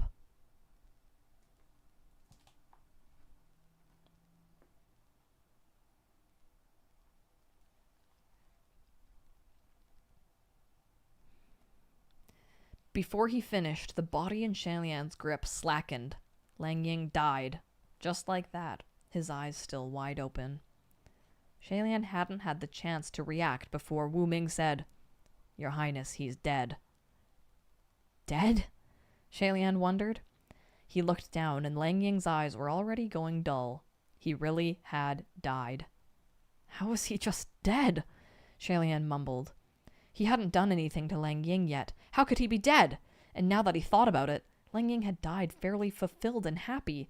His revenge against Shanla was complete, and with his family so close at hand, he was prepared to immediately reunite with them in the underworld. He had suffered enough torment in the world of the living, so death was likely a form of release, an end to it. But Shalian was left with nothing to avenge himself upon. His chest was filled with grievance and indignation, and in the end they coalesced into a single emotion: hate. How despicable! How absolutely despicable! Lang Ying had stopped moving, but the two faces on his chest seemed to know that their host was dead, and suddenly started to cry. Wah! Wah! The noise was piercing, worse than the sound of nails scratching on gold and silver plates. Shalian was already going mad from fury.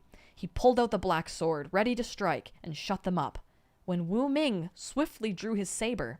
Shing! The saber's light flashed past him, and Lang Ying's corpse was instantly chopped to pieces. Tens of pieces, hundreds of pieces, flesh and blood splattered everywhere. Oh, Your Highness, allow me!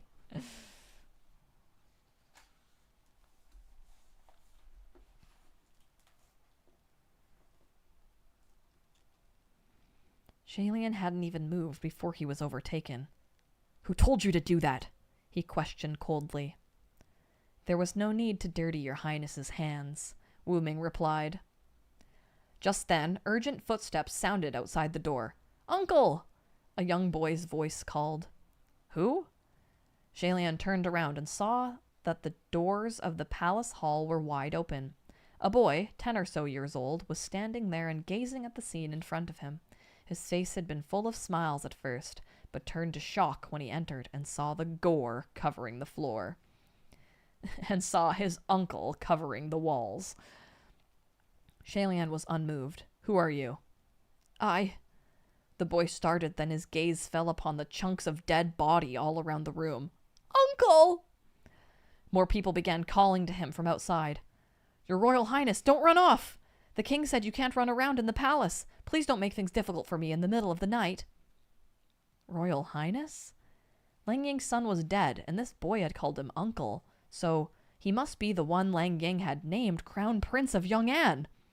The reality of this situation seemed to have dawned on the young Crown Prince, and he cried out in terror, "Ghosts! There are ghosts! Somebody!" He hadn't screamed more than a few words before Wu Ming struck him in the neck. The Crown Prince of Yong'an lost consciousness and fell into the blood pooling on the floor. However, his screams had already reached those outside, and a commotion began to rise. "What? Did you hear that? Guards! Guards!" Shalian's eyes flicked, and Wu Ming inclined his head, indicating he would take care of it. He flashed away. In an instant, all the noise outside was choked off. Exiting the great hall, Shalian saw many guards strewn about the ground. Wu Ming stood at the center of the fallen crowd, his thin, delicate saber dripping with blood. He had finished them all with a single strike. He's so fucking cool, man. More noise came from far in the distance, and a new batch of guards arrived amidst shouts of "Protect the king!" and "Protect his highness!" Shalian coldly turned around and ignored them entirely.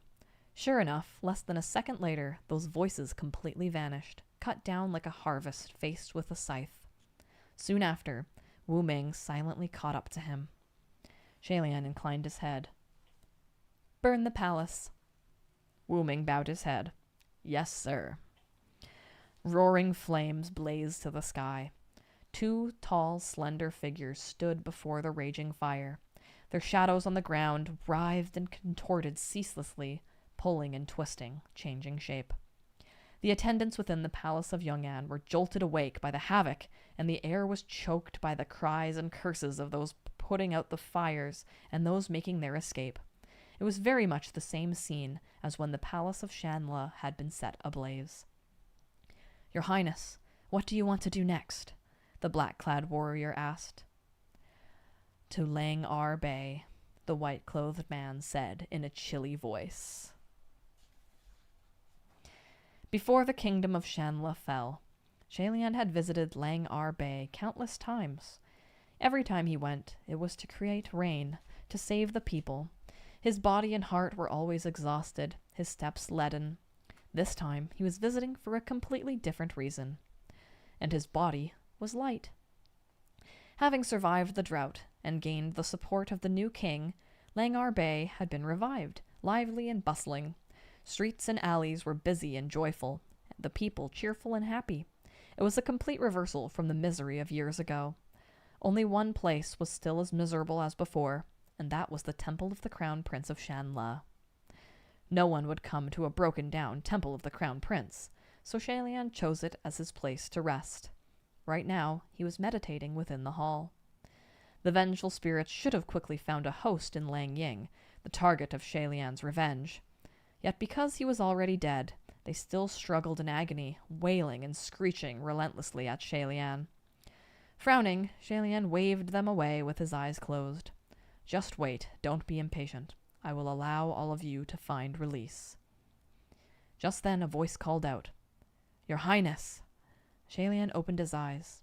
He saw Wu Ming before him, one knee on the ground. Oh, man. Oh, my God.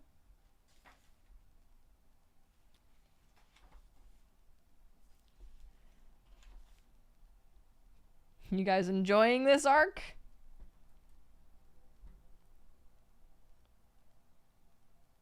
Burn the place is so good, isn't it? And Wu Ming is trying to stop Shalian from harming people himself. Yep. He's still, like, committing the war crimes, but he's like, at least let me do it.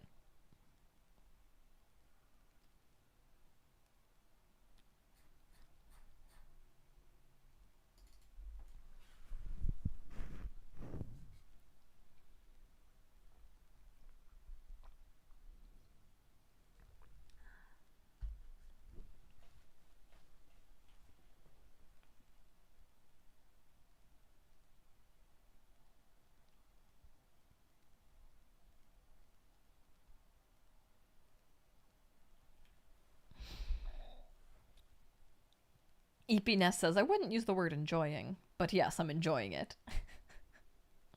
Yeah. Wu Ming knows that Shalian will regret it later.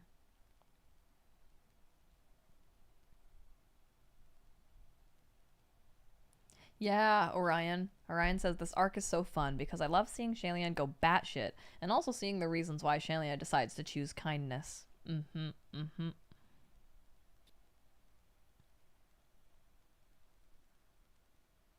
Brayley says this whole flashback made me fall in love with Tgcf.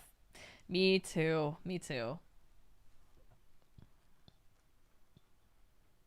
Intriguing. This arc is intriguing.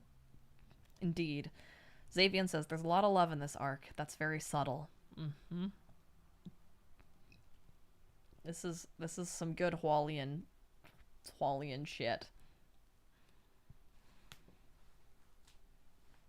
And it's so crazy that in the present time, Shalian fell in love with Hua Cheng and doesn't know that he's been with him through all of this. Thank you, Arwen, for putting a drawing in the community. I'm excited to see it.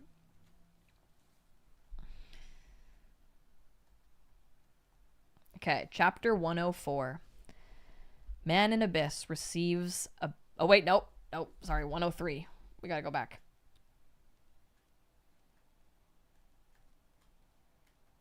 "103. Nameless ghost offers a nameless flower." Rogue says, loving someone when they're so flawed and have fucked up so bad is so good to me. Yeah, me too. Shalian's mind was still deeply mirrored in the screaming of the vengeful spirits, and he couldn't quite regain himself for the moment. Shaken, his face was drenched with cold sweat under the mask. "Don't address me by that title," he responded, still distracted. Every time someone addressed him like that, it was as if they were trying to remind him of something. It made him particularly irritated, and each instant jolted his heart. However, Wu Ming said, "Your Highness will forever be your Highness." I love that. I love how he, he listens to Shalian, but there's certain things that he's very stubborn on. Shalian looked over. He couldn't see Wu Ming's face, of course, just the smiling mask. And when Wu Ming gazed at him, he also could only see a ghastly, white, cry-smiling mask. "If you keep calling me by that, I'll disperse your soul," Shalian said coldly. "Don't think yourself to be so strong." Wu Ming bowed his head and did not speak.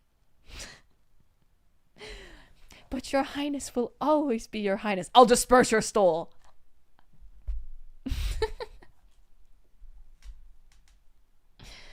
Spazzy says, so the boy in the bandages was the king's nephew in the crown. Well, we haven't learned that yet.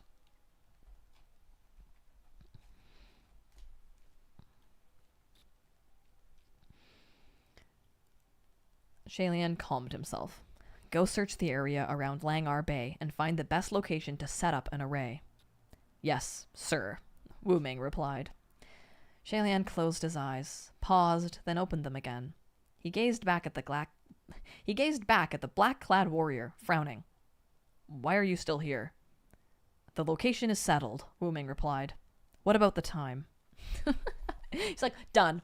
What's next?" "The souls of the dead cannot wait any longer. We must find a subject to curse soon, without delay." They truly couldn't delay for long. After some silence, Shalian said, 3 days. "Why 3 days?" Wu Ming asked. For some reason, Shalian got easily agitated whenever he conversed with Wu Ming. "In 3 days, it will be the full moon. Unleashing the spirits at that time will increase the plague's power significantly. You ask too many questions. Just go." Wu Ming nodded and stood down without another word.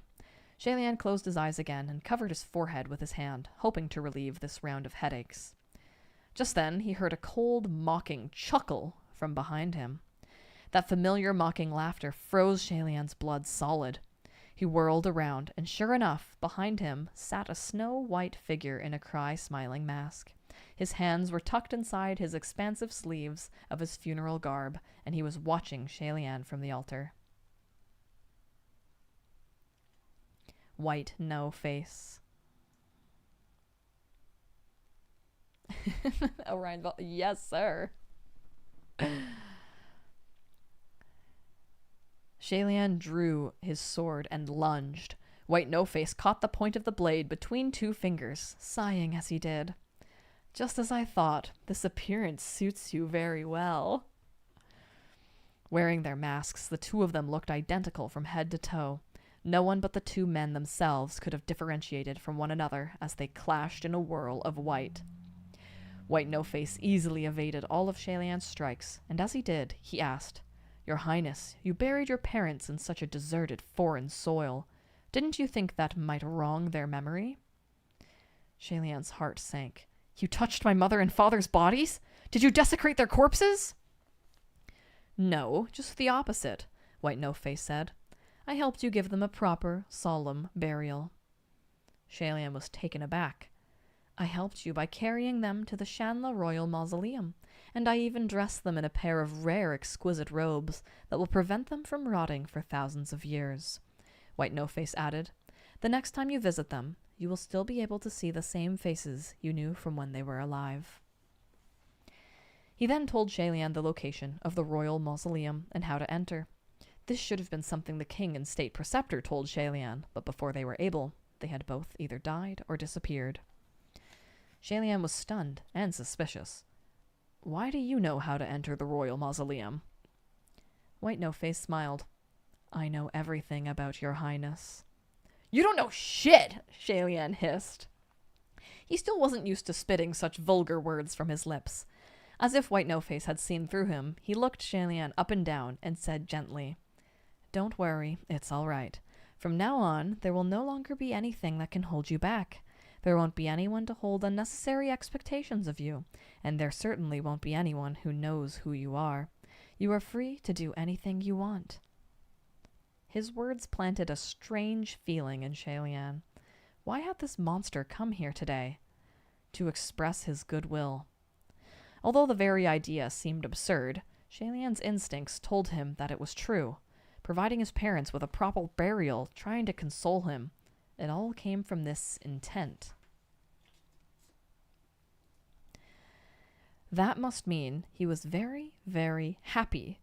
Happier than any other time Shalian had met him. It was like he was exceptionally delighted to see Shalian like this, and it was making him unconsciously gentler and kinder. That kindness actually made Shalian feel a flash of gratitude, one so keen that it might have brought him to tears. But that was drowned out by overwhelming disgust. "Don't be so happy so soon," Shalian said frostily. "I still won't allow a creature like you to remain in the world. Once I've wiped young Anne from the map, I will come for you. You'd best prepare yourself." White No-Face opened his arms wide and shrugged. "I happily welcome you with open arms. Even if you come intending to kill me, I will still be here waiting for you. When you've truly become strong enough to defeat me, you will be able to take up my mantle. However," the smile under the mask seemed to fade, "will you actually destroy young Anne?" "What do you mean?" Shalian demanded. "You could make your move right now. Why choose to move in 3 days? Are you hesitating now that things have finally come to a head? Could it be that, even with your kingdom destroyed and your family dead, you still don't have the courage to seek revenge? Will I witness another of your highness's failures?"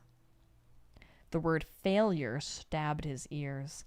Shalian raised his sword and lunged, but he was sent to the ground by one kick from White No-Face, and the creature had somehow snatched away the black sword. His gentle tone was now condescending. "Do you know how you're acting right now?"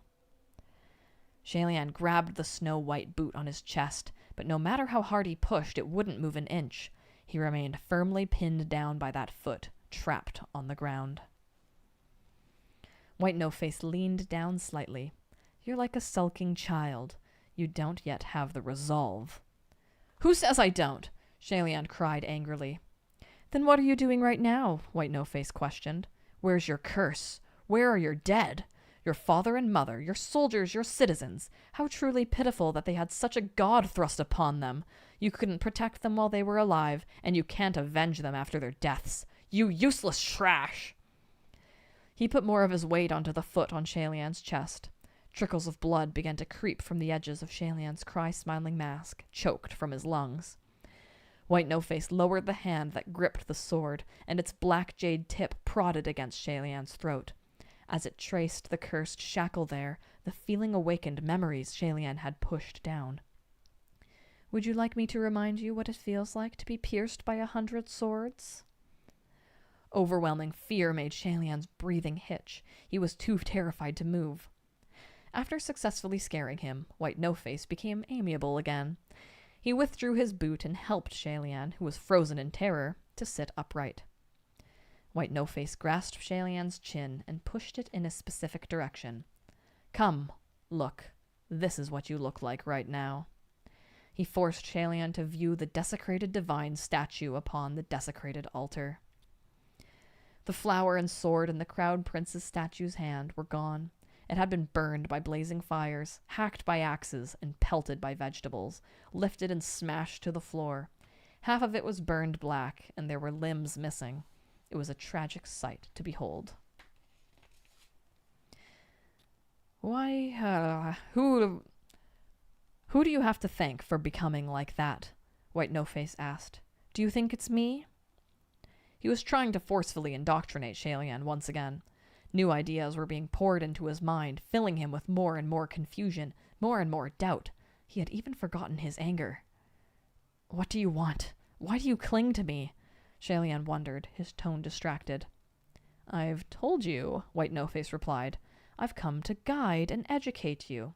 The third thing I will teach you is this. If you cannot save the common people, then destroy them. They will revere you only when you crush them underfoot. When White No-Face said those words, Shalian's head suddenly throbbed like it was going to explode. He clutched at it and screamed. It was the vengeful spirits. There were so many, and they were shrieking and wailing inside his mind. Shalian's head hurt so much that he wanted to roll on the ground. White No-Face, on the other hand, started laughing. They cannot wait any longer, he cooed gently.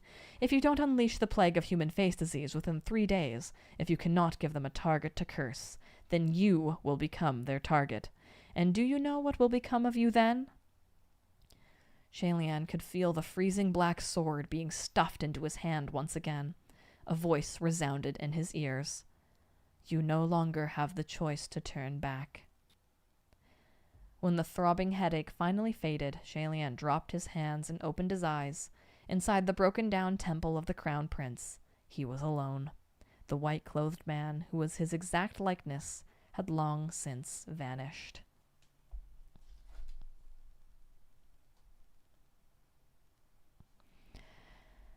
He didn't know how much time had passed, but night had fallen. It was dim and shadowed inside the temple of the Crown Prince. Shalian's heart stuttered when he realized something. 1 day of 3 had already passed. A tiny spot of white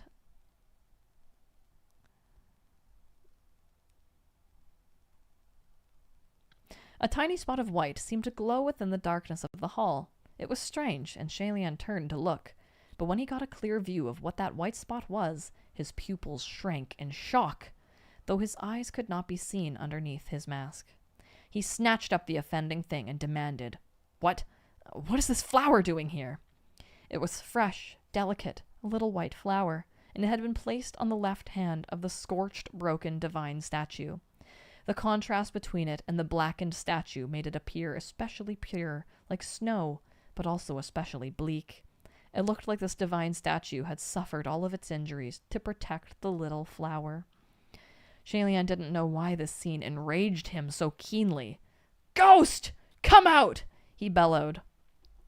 Soon, the saber-wielding black-clad warrior appeared as expected. He hadn't yet spoken before Shalian demanded, What's the meaning of this flower? Who did this? Did you do this? Wu Ming bowed his head slightly, and his gaze paused for a moment on the flower that seemed crushed to suffocation in Shalian's hand. Finally, he said quietly, "It wasn't me." "Then who could have done it?" Shalian exclaimed. "Why is your highness so angry at seeing this flower?" Wu Ming asked. Shalian's face darkened, and he threw the flower to the ground. "Pranks like this disgust me." Wu Ming, however, said, "Why would it be a prank? Perhaps your highness has believers here who still offer worship." His words were like a slap to Shalian's face, and he turned to Wu Ming. "Are you making fun of me?" "No," Wu Ming replied. "Then don't say such nonsense. Why would offerings still be here?" After a pause, Wu Ming said, "It's not impossible." Shalian didn't know what to say. He couldn't take it anymore and snapped at Wu Ming. "That's enough. What are you trying to say? Weren't you a soldier of Shanla? I didn't rouse you from the battlefield to listen to you speak for young Anne. You just need to heed my command." The flower on the ground pricked his heart and stabbed his eyes. All at once he felt very wretched and unkempt. Shalian charged forward and stomped it under his boot, crushing it like he was venting his fury. Yet after he was done, he felt baffled by his own actions. Why did he throw such a huge fit over such a small flower? Shalian rushed out of the temple of the Crown Prince. Only once he felt the cool breeze did he gradually calm down. The black-clad warrior followed him outside.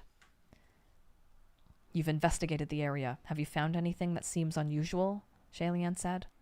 "No," Wu Ming responded. "Are you sure?" Shalian asked. "In order to unleash the plague of human face disease, there can't be anything amiss with the time, fortune, or location."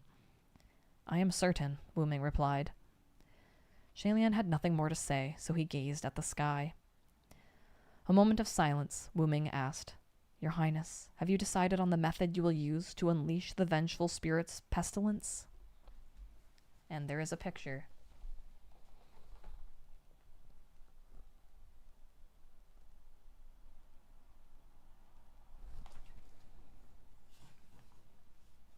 "I'm still thinking," Shalian said. He looked down at the black sword hanging from his waist. Millions of vengeful spirits were sealed within the sword, but it could only keep them contained for so long. Suddenly, Wu Ming said, "Your Highness, I have a presumptuous request." "Speak." "I hope that your Highness might give me the sword and allow me to summon the plague." Shalian turned his head. "Why?" Wu Ming watched Shalian intently from behind his mask. "My beloved sustained terrible injuries in the war and suffered a fate worse than death. I could only watch helplessly as they suffered in torment and struggled in agony." "And?" Shalian said. "And so I hoped I could be the one to wield the sword and avenge them." The reason was very plausible, but Shalian found it hard to trust him somehow. He narrowed his eyes. "I find you rather odd." He circled Wu Ming and commented coolly, "Based on what I've seen, you don't seem like an avenger mired in resentment and hatred. Asking this of me, is it really so you can unleash the plague?" Despite his doubts, he couldn't imagine why else Wu Ming would request to unleash it. The nameless black-clad warrior bowed his head toward him. "Your Highness, I wish for the deaths of young Anne's people more than anyone, and I wish for them to perish by my hand. If you don't believe me, I can go prove myself to you right now." "How do you plan on doing that?" Shalian asked. Wu Ming placed his hands on his saber and began to slowly back up, withdrawing from Shalian's presence and preparing to leave. By his third step back, Shalian suddenly realized what he planned to do. To prove to Shalian that he had a vengeful heart, he was going to go kill someone. "Stop!" Shalian instantly called out. Wu Ming stopped. Shalian seized him critically, then declared with resolve, "No, I will unleash them myself." The black-clad warrior bowed his head. Thanks to his mask, it was hard to guess what expression he might be wearing. But Shalian didn't care about anyone's reaction, and he simply turned around. "However, before that, there's something I need to do," he said softly. He raised the cold, jade-like black sword. He stared at the sharp blade in his hand, a peculiar glint flashing in his eyes. Wu Ming noticed that something was off. "Your Highness, what are you planning?" But Wu Ming had no chance to stop him before Shalian turned the point of the blade on himself and plunged the black sword into his own abdomen. This is good. This is good. We will stop here.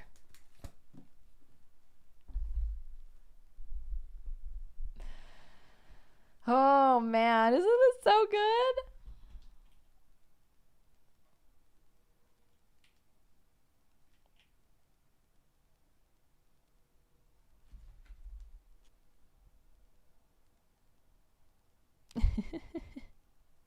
Yeah, Hua Cheng has seen a lot, hey.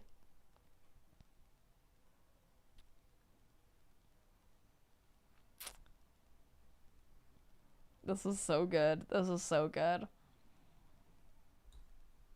This part was a little bit cloudy in my mind with like how the timing of it all happened. So I'm really, really enjoying myself on the reread. It's so interesting. It's so interesting how he's like he's become a villain, but also you understand why he is the way he is. Like, he didn't get the satisfaction of killing Lang Ying, so now he kind of ultimately just wants to kill all of Yong'an people, which isn't like logical. It's a very emotional thing for him to do. But if he does that, he's really going against all of his morals. And it's almost like too much. Like, White No Face is like, do it, oh my god, please do it, oh my god, this is gonna be so awesome when you kill everyone, please. There's still a lot more to that, but whew, it's so good. And you can tell that he doesn't actually want this. He's just going through rock bottom mental breakdown. He's having a bad time, says Orion. Yes, I agree. And Wu Ming can tell. Wu Ming's like, this isn't you, you need a Snickers.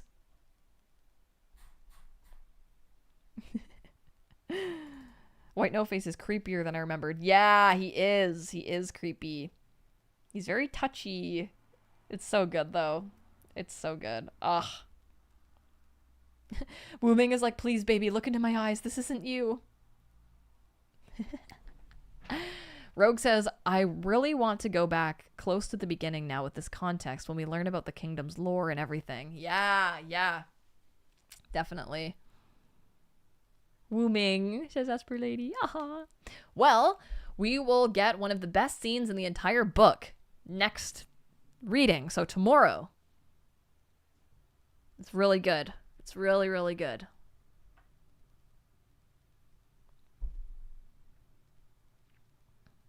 All right. Thank you guys for coming to hang out.